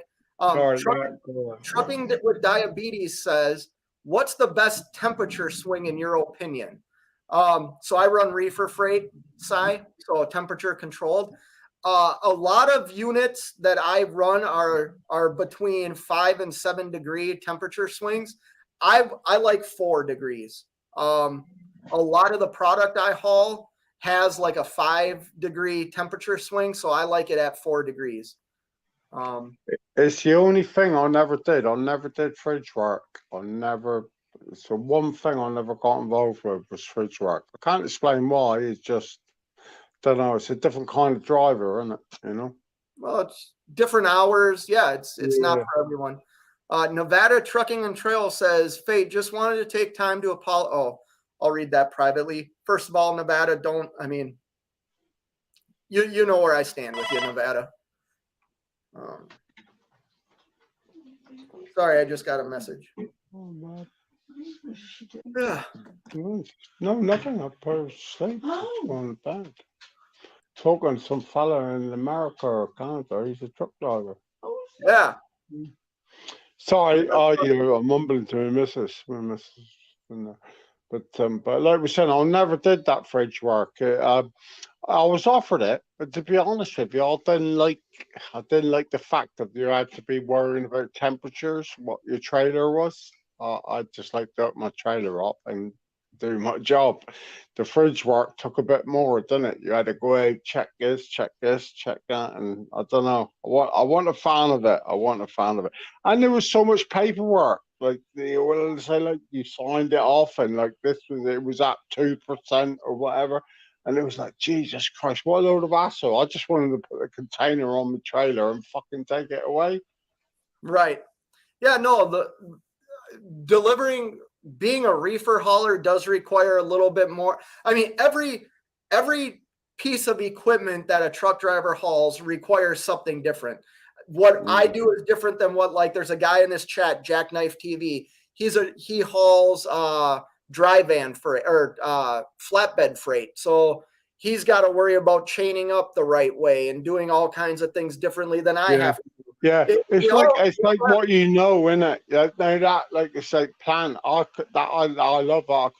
I could chain it down all day long, but operate a fridge unit, no, I can't do it. And it's like it's all about what you've been trained on and what you're experienced with. Yep. No, I hear you.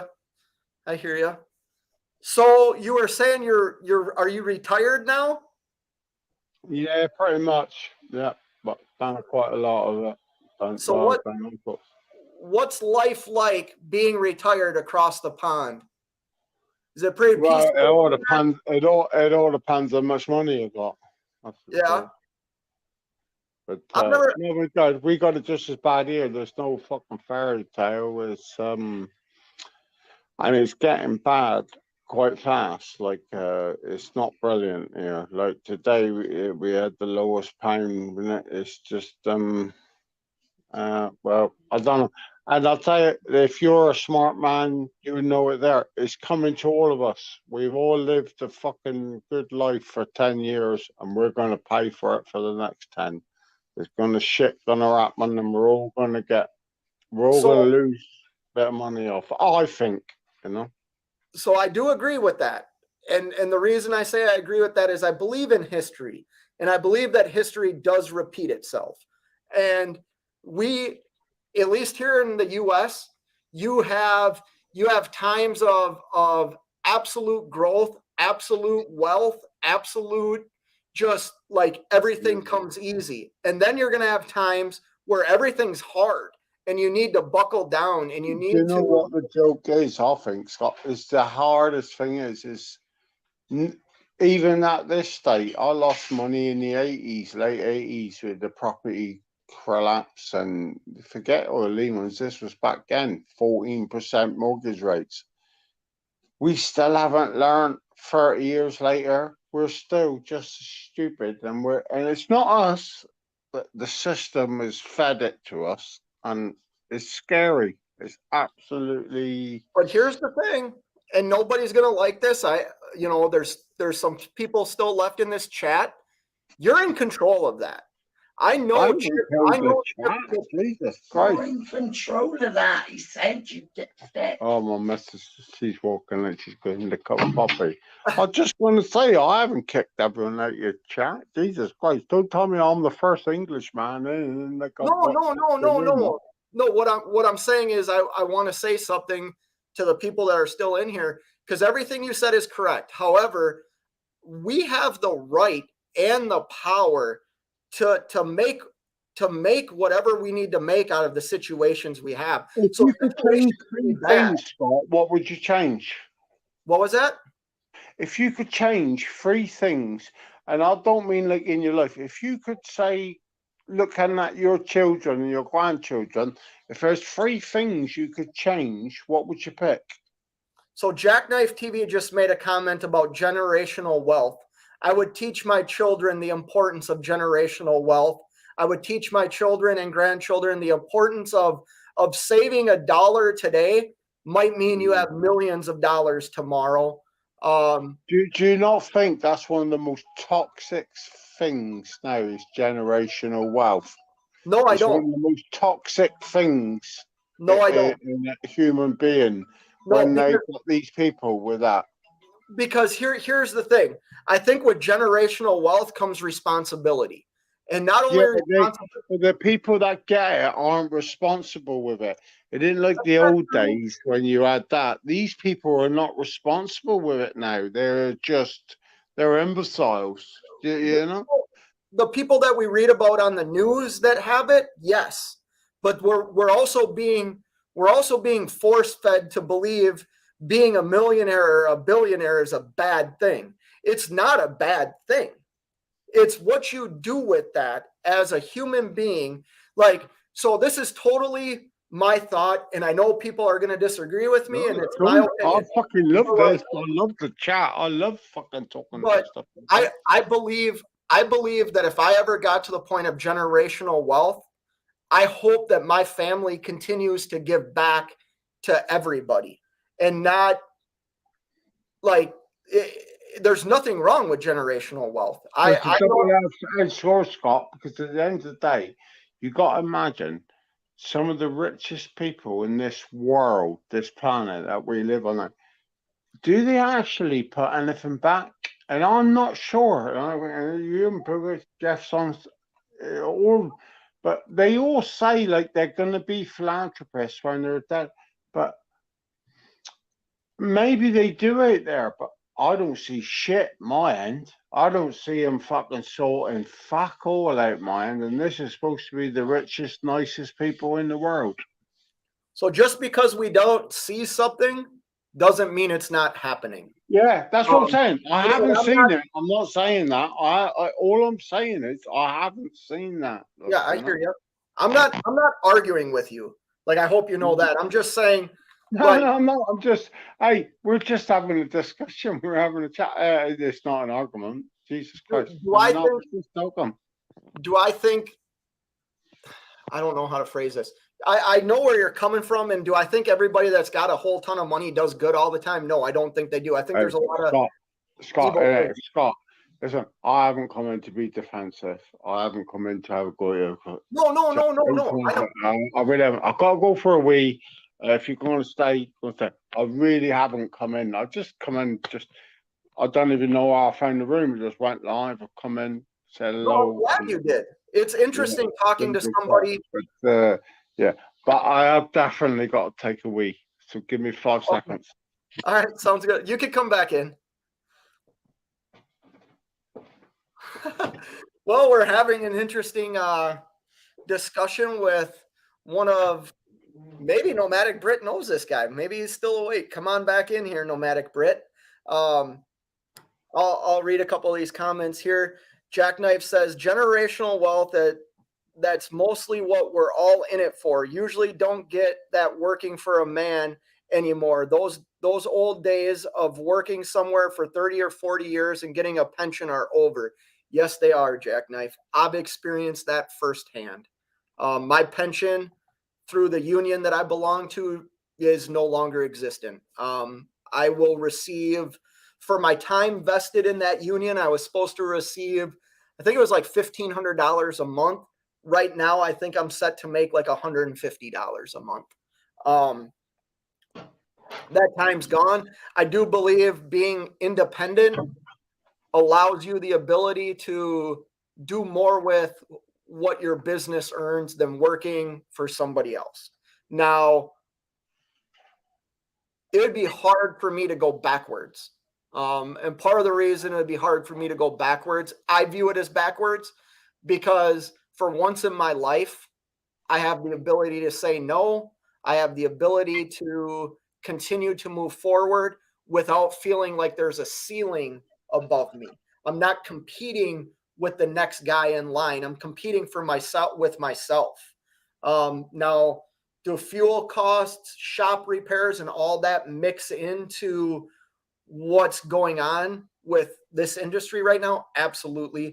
But I've been able to grow something that I'm hoping continues to grow and not be forced into growing. Grow, on its own. Sandy White's in the house.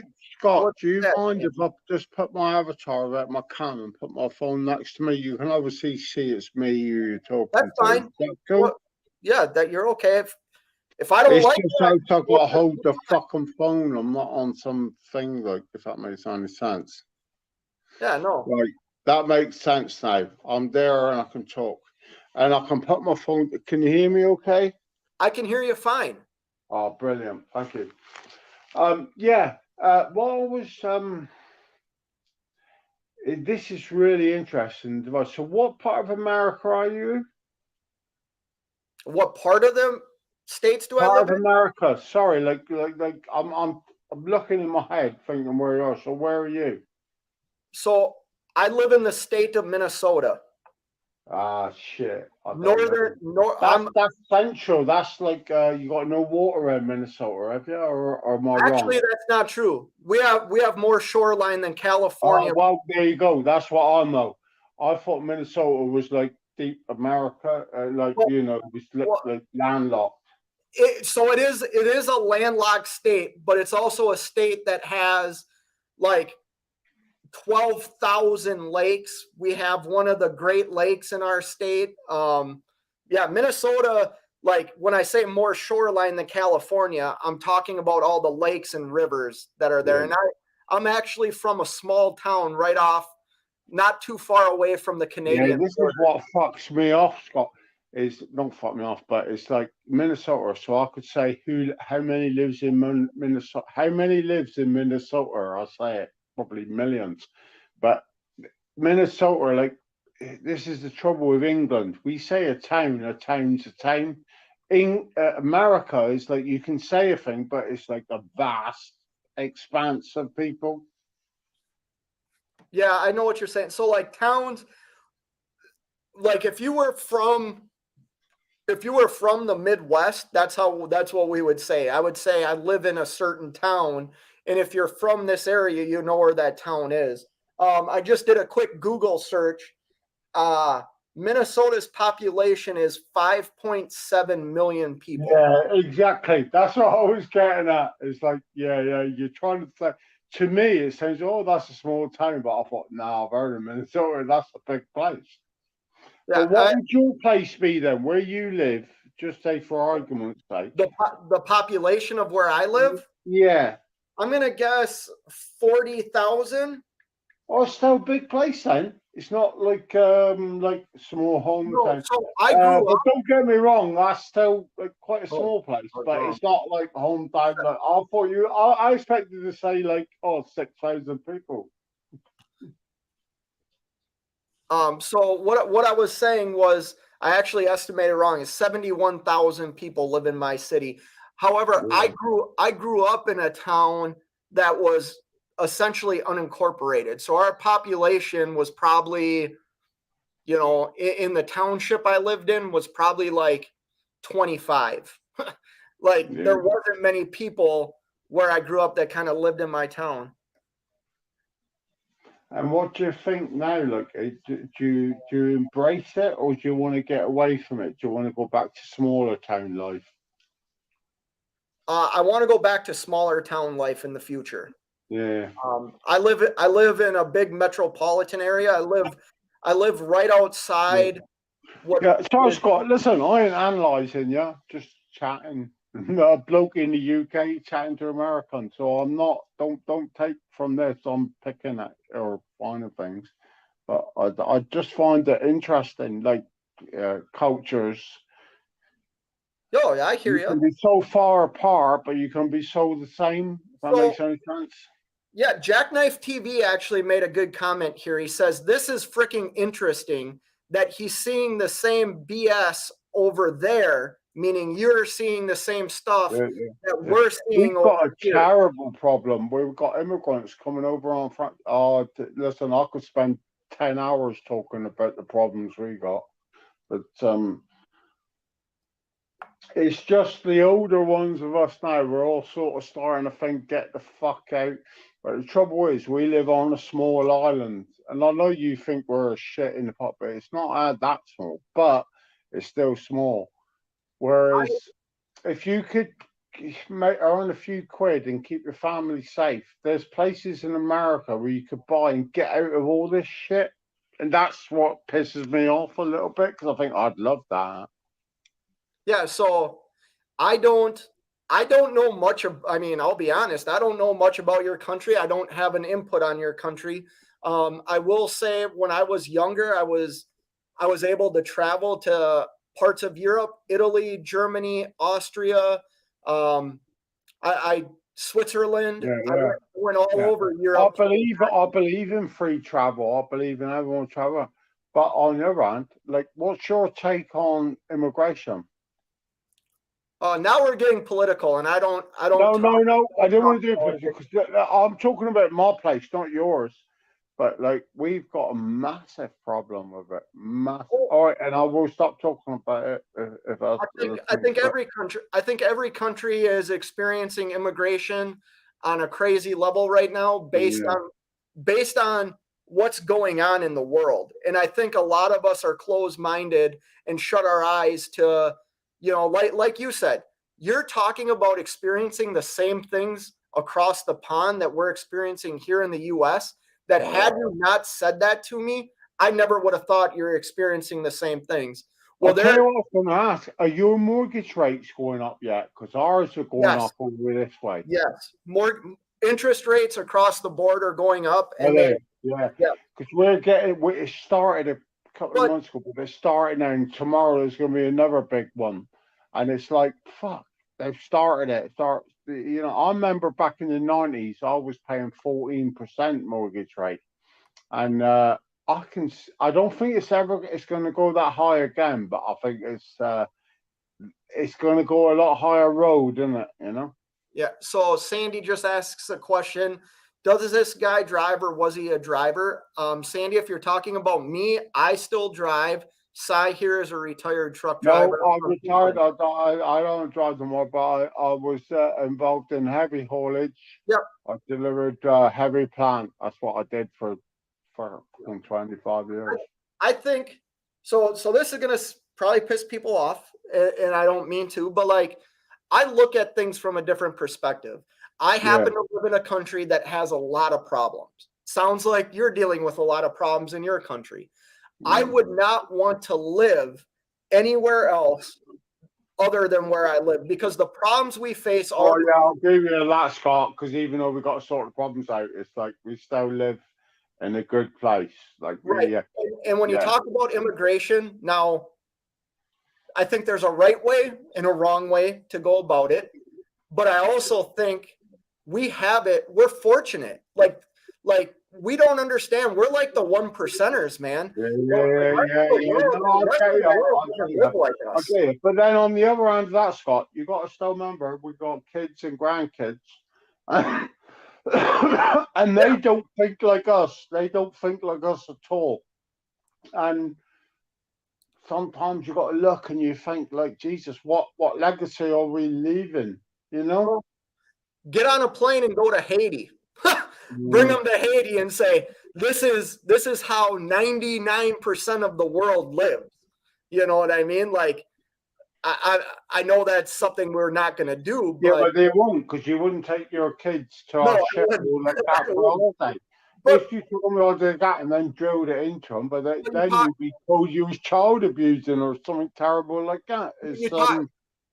You talked about generational wealth earlier, and you know what generational wealth can give people is they can give. It don't give nothing to the people. It don't give nothing to the people. It don't give nothing to your average person. It can give people education. It can give people like the ability to afford to send their children to private schools. How many kids in your town have been fucking educated by all your politicians, all the foundations, all the things? And I'm not knocking your place, because I've got the same in my country. We've got the same thing. How many success stories have you seen? It's all showboating, and nobody actually helps the people that could get out. That is the truth. That's where, without getting political, I don't like. Yeah. Sorry, I don't really get political, but like, don't be sorry. You have to be a fool to say like, yeah, that's wonderful. They can. If they did, the world would be perfect, wouldn't it? If all these politicians knew what the fuck they were doing, 20 years ago, we should all be living in fucking utopia. Sorry, I agree with you on one, but I disagree with you on one opinion. Because if you're complaining about politicians, who put those politicians in place? Oh yeah. We did. But do you not stop? Do you not think that is scary now? Because it's even got to the point that the real people that give a fuck can't even put the politicians that they want in. That's the scary thought. That is the real scary thought. We gave power to people for way too long. That's what we did. Here in America, we gave power to people no matter what aisle you sit on. Okay? I am not, and this is the last like real thing I want to say. Yeah, Scott. No. Listen, we can move on to something else, but it's just really interesting from two cultures from different countries how close that is. Right, it's really interesting. We'll have to have a yap about it one night, just like and see how close our politicians are to your politicians with all their crap. So Jackknife TV says the big problem is people aren't coming to America or England to become an American or Englishman. They're coming to benefit, and that is not a simulate. Whoever said that, they procreate. are bang on the money. Whoever said that, they are bang on the money. Absolutely. For England, I don't know about America, but yeah, England, absolutely. What was he or she called that said that? That was Jackknife TV. Jackknife, I tell you what, you're bang on it. Jackknife, you are bang on it. And for all I know, you might say that's terrible, like, you know, but like we've got a huge problem in the UK, a huge problem with this. But yeah, Jackknife TV really likes the fact that you're expressing a lot of the same concerns that we're seeing here in this country, which, coming from my perspective, opens my eyes. And once again, this is not any political channel. I don't. Scott, listen, I don't want to bring that to you, and I apologise. So change the subject. Talk about fluffy dolls or something you've done today. I'm happy to talk about anything, mate. Well, no, maybe hold on, because I'm going to say something. Because maybe this is the exact dialogue that needs to happen. Even though it's coming from two different people, two different countries. This is probably dialogue that needs to happen that a lot of us are scared to dive into, just because we live in a culture that if you disagree with people, you get attacked. Well, I'm just talking, and so am I. But I'm also being real, because that happens. And in where the position I have and what I do and what I'm trying to grow just here on YouTube is something that you have to be politically correct, which at times is BS. And unfortunately, I am not politically correct. You know, neither am I. But sometimes you just have I believe in freedom to say what I want to say. And I also believe, like, I can say something to somebody and if they don't like it, that don't mean I've got to beat them down. I'd rather debate them. I'd rather say, you're never going to really get it. But I don't believe, like, everyone can have their values and everyone can have their thoughts. I believe in that. I agree. And here's the thing. Like, there's been a couple of comments made that whether I agree with them or not, they're coming from a spot of a person's opinion that has a right to that opinion. And I feel very strongly that those opinions, even if I don't agree with them, get silenced. And that's what scares me. I apologize to anybody that anything I've said that is wrong. No, I don't think you're. But I will apologize if something upset someone. I will apologize. So far, everything that I'm reading in my chat is people are very intrigued by the fact that what you're saying is a lot of things that we're experiencing here. And I just wanted to point out that, like I said, I think some of these discussions are important to have, and sometimes we don't dive into them because of the consequences that these discussions do carry. And I'm not saying that's right or wrong, but there are consequences to it. I'm only talking about what is actually happening where I'm. And maybe I jumped in and talked too much. Maybe this has got to be another chat one night and we'll actually all talk about it. I didn't mean to bombard you with all this. I just came in and it seemed a nice live and I got talking. Okay, here's a great comment. I don't think anybody is saying this, because this is where I'm going to stand with this guy.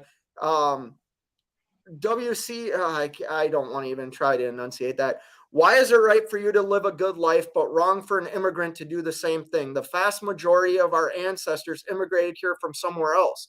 100% right. All my ancestors, I've done my ancestry. My ancestry came to America. Like, I have no problem with people coming to the United States and making a life. They left from where I live. They left from the Mayflower Steps. I live in the city that the Mayflower Steps are. And we got them and they're coming out to us. What annoys me, and I don't know how your system works, but we got vets. We got you call them vets, we call them ex-servicemen. But sleeping in the street. Immigrants is coming in hotels. It's like a package deal. I told my mate, you'd be better off jumping in, getting rescued in the channel, and then you get put in a hotel. We've got a huge problem with immigration. I know you guys have, but listen, we have got massive. The only difference is with you guys, you got few, but you got the massive, Well, but they want to work. We've got an immigration problem. gonna These say guys something. just want to come and take, and I'm gonna- that's the difference. I'm going to say something that's unpopular right now. Go on. I believe in law and order. I believe in following rules. I have to follow rules and order every day of my life. Yeah. I don't bow to a king. I don't, you know what I mean? Like, Yeah, I follow You do rules. your own No. stuff. I'm not Yeah. saying anything negative about you, but what I'm about to say is probably going to piss people off. If I was starving, and if I was in a country that was continued in civil war and I watched my children be massacred, I would do everything I could, legally or legally, to enter another country just for the opportunity of a better life. And that's humanity. That is absolute humanity, people. With like, I'm not saying it's right that borders are being overrun. I am not saying that law should be thrown away, because it shouldn't. However, if I was in that position and it meant watching my child have to kill their father to survive, you better believe I am leaving that country and entering any other country by any means possible, any way I can. And I know I would. I mean, What are you going to do when they quadruple the mortgage rate? What was that? This is hypothetical. What are you going to do when they quadruple the mortgage rate? I'm guessing you got a mortgage. Yeah? Well, that goes back to generational wealth. And I'm not picking at you. I'm just saying. No, just I know you're not imagine picking this on me. happens and it quadruples. What the hell's going to happen then? Like, and then you're going to be still paying for immigrants. You ain't going to be too happy paying for immigrants when your mortgage is quadrupled.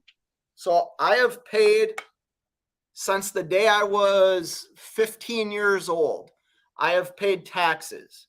I have continued to pay for Well, I'm not telling you. I don't doubt it. all kinds of systems in place for whether it was immigration, whether it was for healthcare for people. I mean, my taxes pay for that every year. And do I agree with, like, I wish I had more of a say in where my tax dollars went, but I don't. But I also, like, I'm just going back to like my basic humanity, how I feel about humanity is I'm fortunate. Yes, I live in a country with massive problems, but as of right now, they're not like, I live in the top 1% of people in the world. And if people around the world are trying to flee oppression and life and death, like, there's got to be a way for them to do that. And yes, when you add people to an economy that's already on a bubble what do you think the answer, Scott? Do you think the answer is these? I'm just a dumb truck driver. Sticking their nose in the Russians and shit, and it's like nobody's dealing with everything properly. I do not have the answers. I'm a dumb truck driver, man. I'm not smart enough. I won't ask him for fucking rocket science. If anything, that should say it more. We're just normal geezers.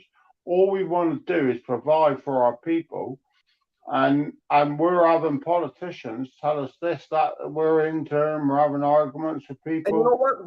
This is the scary thing. This is the scary thing. We got people that we don't even trust and wouldn't even have a drink with, fucking controlling what could happen to our grandchildren, our children, or they could really fuck with us, you know? So I agree. And hopefully we haven't, I don't know about your country. Hopefully here in the US, we haven't voted, how do I say this? Hopefully we can still turn it around. I don't know. I was only a kid on the Cuban Missile Crisis, but that was scary. And the fucking trouble is now, it's like, this is like, oh, how horrible is it to think that these people were 10 times smarter than our politicians now? Our politicians now are basically dickheads. You know, that's my opinion. They're just, it's not like the old school, you know. And I'm not saying they were wonderful, they were robbing cunts as well. But these ones is just, they're all college educated, they haven't, you imagine your political system 40 years ago, 25, half of them worked either in a mine or they worked on the trains or they was proper men or women, they worked. You know, they knew what that average man was doing. We live in a world now where every politician never worked a day. They haven't got a clue what you had to do yesterday. Not a fucking clue. I could not agree with that statement anymore. I think what you just said, Cy, is 100% accurate. Sorry. That's why I'm saying I hope it's not too late. And what I mean by that is hopefully, hopefully we as people, as a country, whether we agree on stuff or not, we turn the cycle. I have a problem with you're a sneaky bastard. You're keeping your hands cards to your chest. You've probably got a bunker and you prepped and you got the lot. I fucking love all this fucking shit. I watch this Canadian. You ever watch Canadian Prepper? Canadian what? Did you just say I have a bunker? Yeah, that's what I said. I said you probably got a bunker. You're probably wild. So when the bomb goes off, you'll just run down and pull the fucking. Oh, I'm dead. I'm dead. I'm dead. I don't have no bunker. I'm dead. I'm only joking with you, man. I'm only having a fucking laugh. Yeah, no, I'm not like that. I'm just saying in general, like I do, I'm a compassionate person. I believe in humanity. I even believe at our worsts, which, maybe people disagree with me on this. I think right now in our country, we're facing a lot of like bad things. And like I said, everybody is worried about. What you say, Scott? Hang on, you haven't actually said. People disagree. What do you think? If you would like to say, what do you think is the worst thing in the USA that the USA is facing? What do I think the worst thing is in the US? Yeah, that they're facing the worst. Like, well, you just said there's things I could have said. I mean, you don't have to say it, but like, what do you think is your opinion that could cause major problems? I think the biggest problem we face in the US right now is silence. And what I mean by that is people aren't willing to discuss even, and I'm not going in depth. People don't want to have these discussions. And the fact of the matter is, but do you not think, Scott? I believe this country right now. Do you not think, Scott, that is how well they've positioned us into multimedia? I think it's what they wanted. They show us a TV ad for a fucking car that we never afford to charge. They've dumbed down humanity. Now, I'm not even talking the US now, I'm talking my country. They have literally dumbed us down. Or not, well, some they haven't, but they are, and they found the secret sauce that will keep everyone watching that. Yes, I need that, I can buy that. And it's like, that is really scary. There's cunts there that now, like shrinks that understand the human mind and how to get to it with advertising.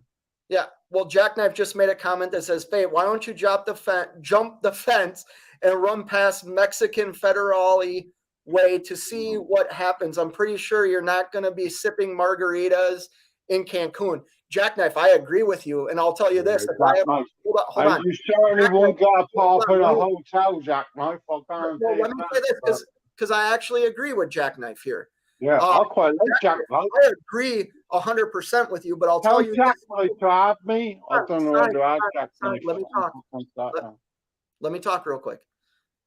Jackknife, I fully agree with you, man. That would not happen.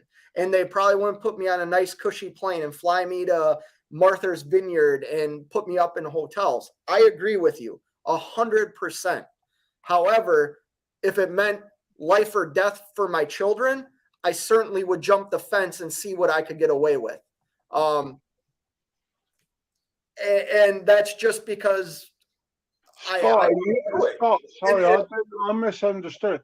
Are you an owner operator or yes, are you your owner operator? yes. Holy fuck, you gotta be. This is no offense. You gotta be really looking out and shit. Things is gonna get tough the next fucking 12, 18 months, isn't they? You know, I'm a glasses half full type of guy. Yeah. Sorry, that's a cool.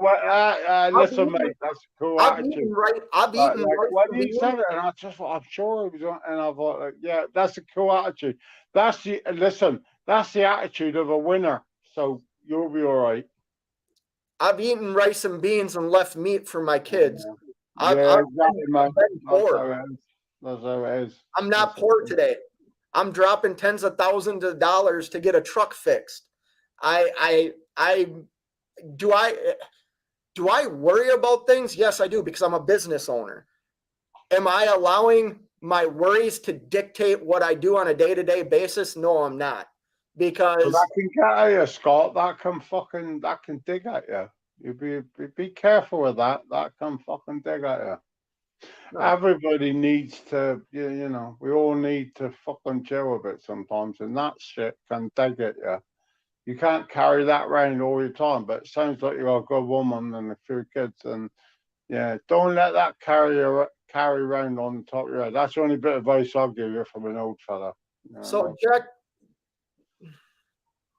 go on, sorry. I'm just missing so many comments, and I'm sure they're like great comments. Oh, sorry, crack on. I'll shut up for 10 minutes. No, don't shut up. I'm sure they're great comments, and I'm just missing all of them. And you know, I love that everybody has like an opinion. Like we all should have an opinion. One here is, I'm sure Fate has a fixed 30-year mortgage, but God, I could imagine some of these people with an ARM mortgage. A lot of house flippers are going to, okay, Jackknife, once again, like if you buy a house on an adjustable rate mortgage, that's not the economy's fault. That's not any politician's fault. That's you as the home buyer. Like I'm in real estate. I own properties. I don't talk about it on YouTube. Like if you choose to do those things and then your mortgage jumps from $1,000 to $2,000 and you can't afford it, that is your fault. That's nobody else's fault. That is the home buyer's fault.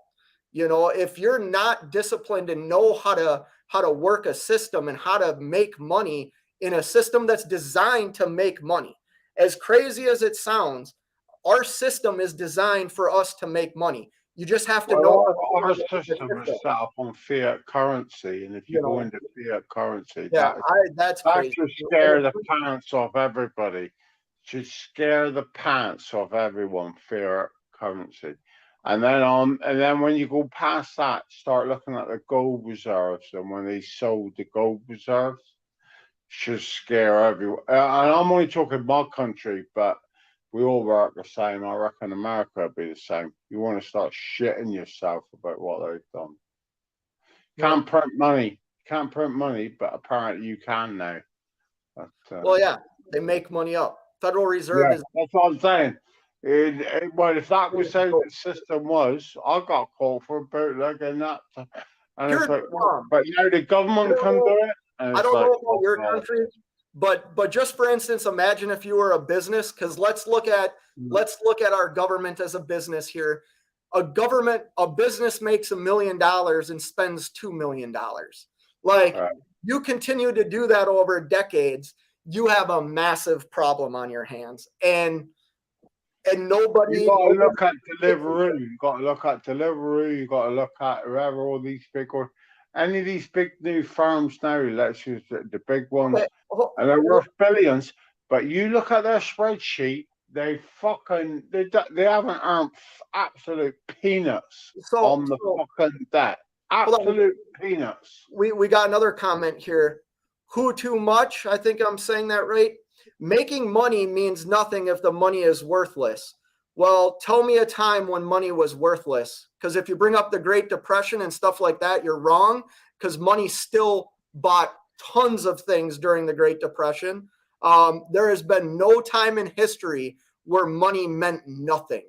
And there was because I not remember really, no, because even buy a better brand. Fiat. Do you not understand about fiat currency? oh, I understand. And what I'm saying is, I'm not going to go to you, but have you read fiat currency? Now, fiat currency hold on. I didn't hear works. what you said. It works if it relies on gold reserves. That's what fiat currency did. You know how long it's been since no country has relied on gold reserves? No. Is your hold on. Fiat currency only worked because of the gold reserves. Right, I get From that. where they were spending gold, it worked. So that said that you had £30 billion worth of gold. Right. You could print the money for that gold that was there, right? Yep. That was just the paper dollar. Yep. Now, what I am saying is, my phone's ringing, I think. No, that was mine. That was my wife. I'm not. What they're saying is, they fucking put that on for it. Now, on the top of that, they've chucked more money, printed more.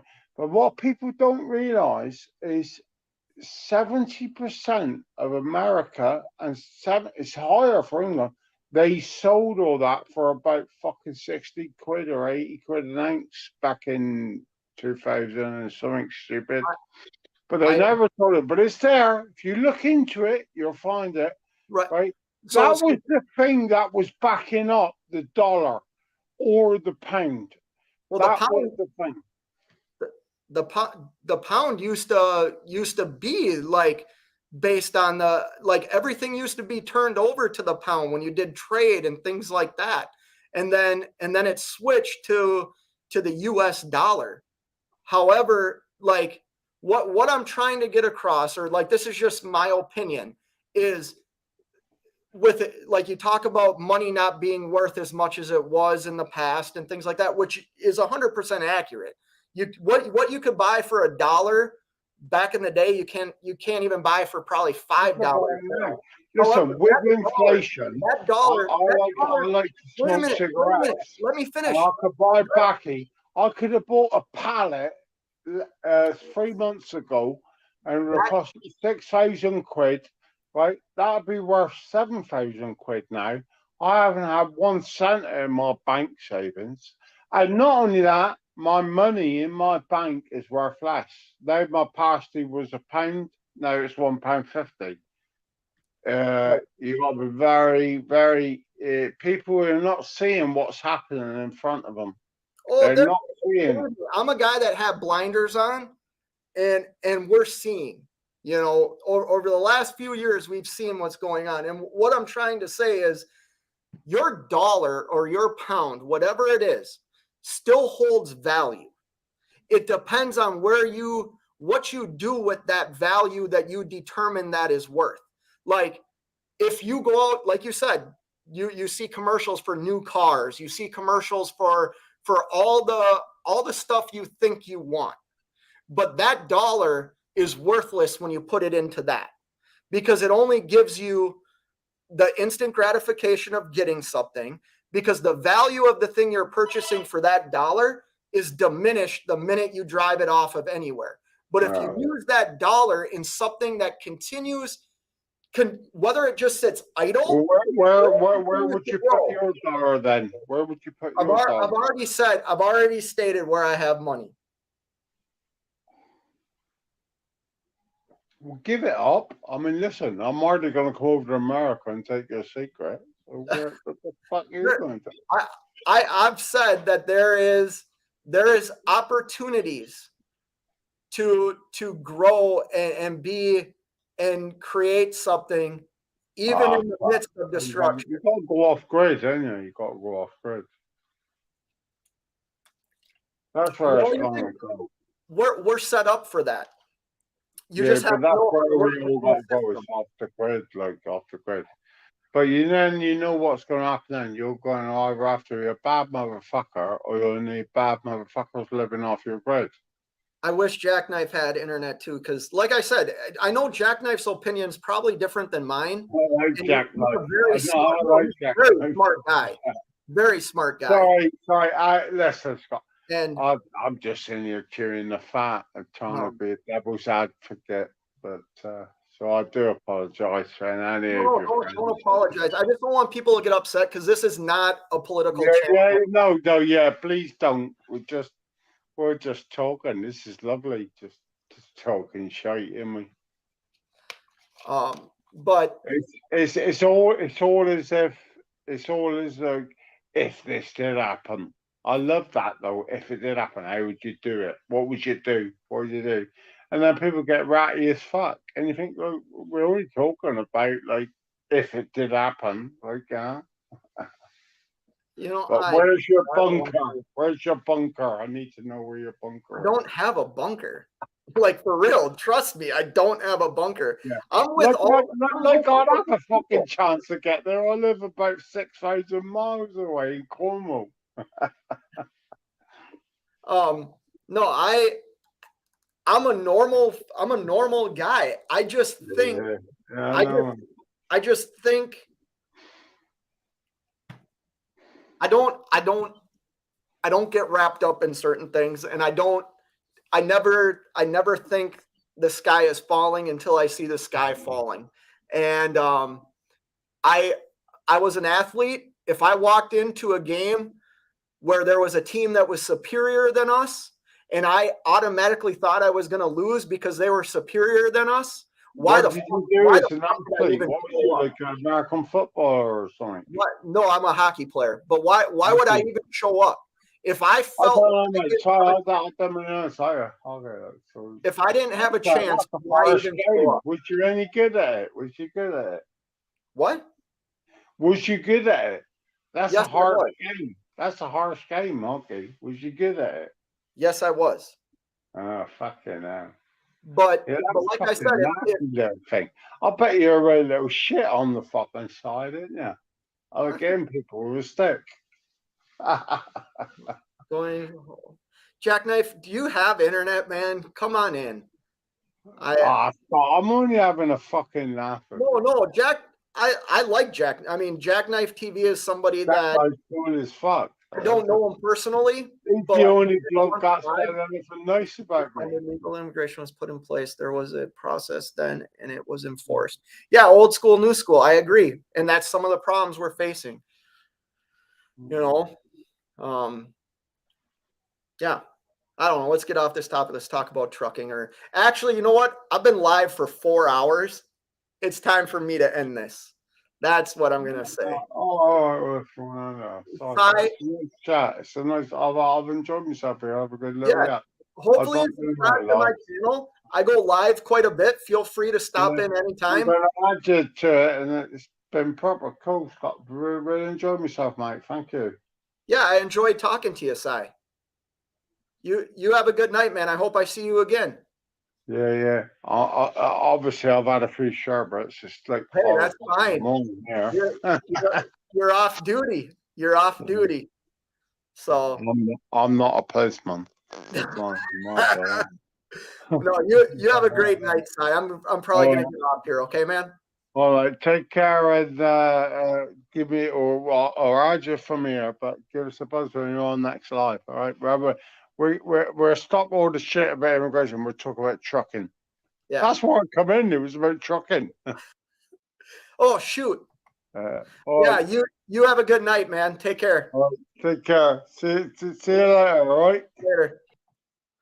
Wow, that was very interesting. For all you that might just be coming in here now, that was Si from England who shared some opinions about stuff he's seeing over there that we're kind of experiencing here. Very interesting. I know that this was way different than an actual trucking live.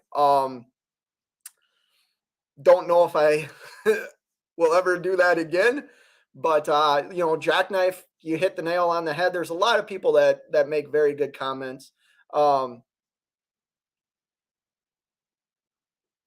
Nice to meet you. Okay. Anyway, sorry. I saw Driving with John's in the house. What's going on, man? This would be a topic you would like to be on for sure, bro. For sure. I need to call you tomorrow. But yeah, I've been going 4 hours now. That's a lot of time.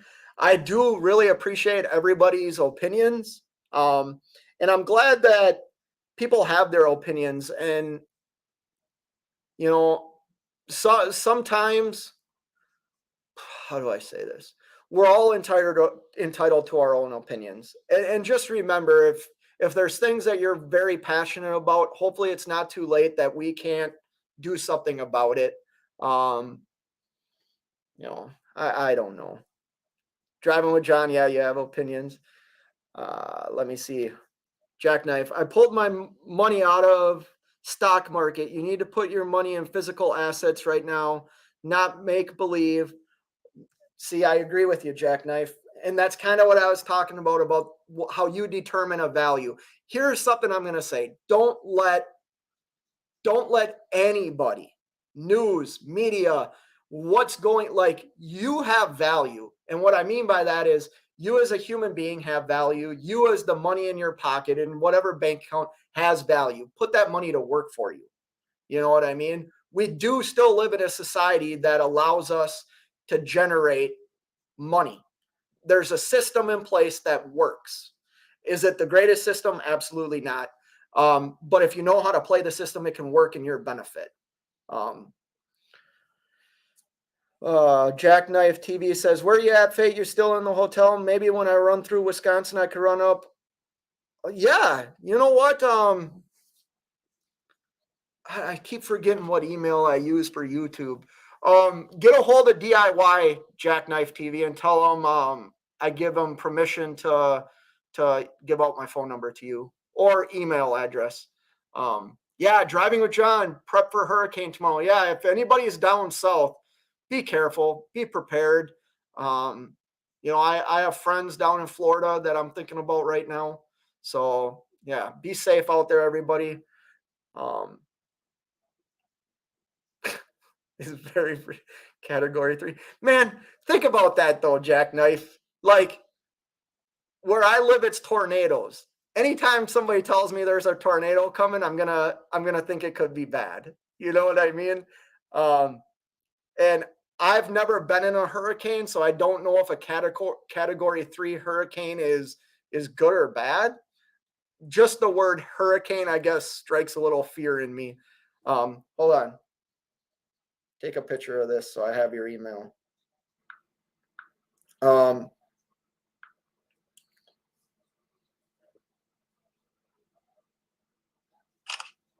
There we go. I'll email you tomorrow, man, or even tonight.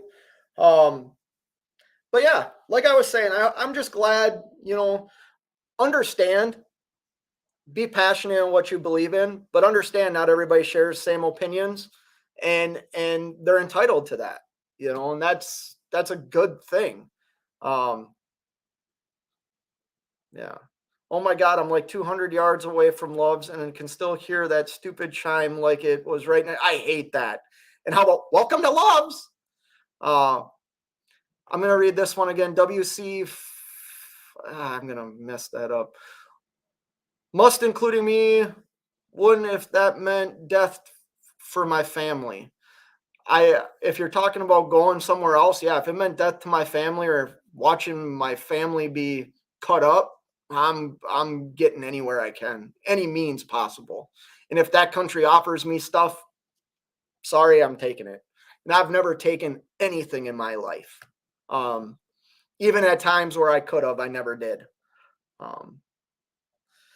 Driving with John says category 1 and under is not a big deal. Okay. Well, be safe out there driving with John if you're down south. But yeah, 4 hours. We did some trucking, talked some trucking. We also kind of went off the rails, and I hope nobody was getting mad or upset. I kind of was reading through the comments. I don't know. Do I have all the answers? Do I, I'm a 42-year-old guy that just kind of lives my life, man. I stay in my lane. I really don't care what other people do as long as it doesn't impede on me or they're not hurting somebody else in the process of living their life the way they want to live their life. I don't care. That's how I've always lived my life, and it's worked so far for me. And some things I just let go of because I don't have control over them. There was parts of my life where I tried to control every aspect of it, and those were like the worst parts and worst times of my life. Sometimes I just got to go with the flow. That doesn't mean a sheep, but it means like, just go with the flow, protect myself, protect my family, live my life, and hopefully things work out. Anyways, I hope everybody has a great night. Jackknife, man, great comments. Everybody, I really appreciate all the interaction. You all have a good night. All right, later. Oh, till next time. Keep on trucking.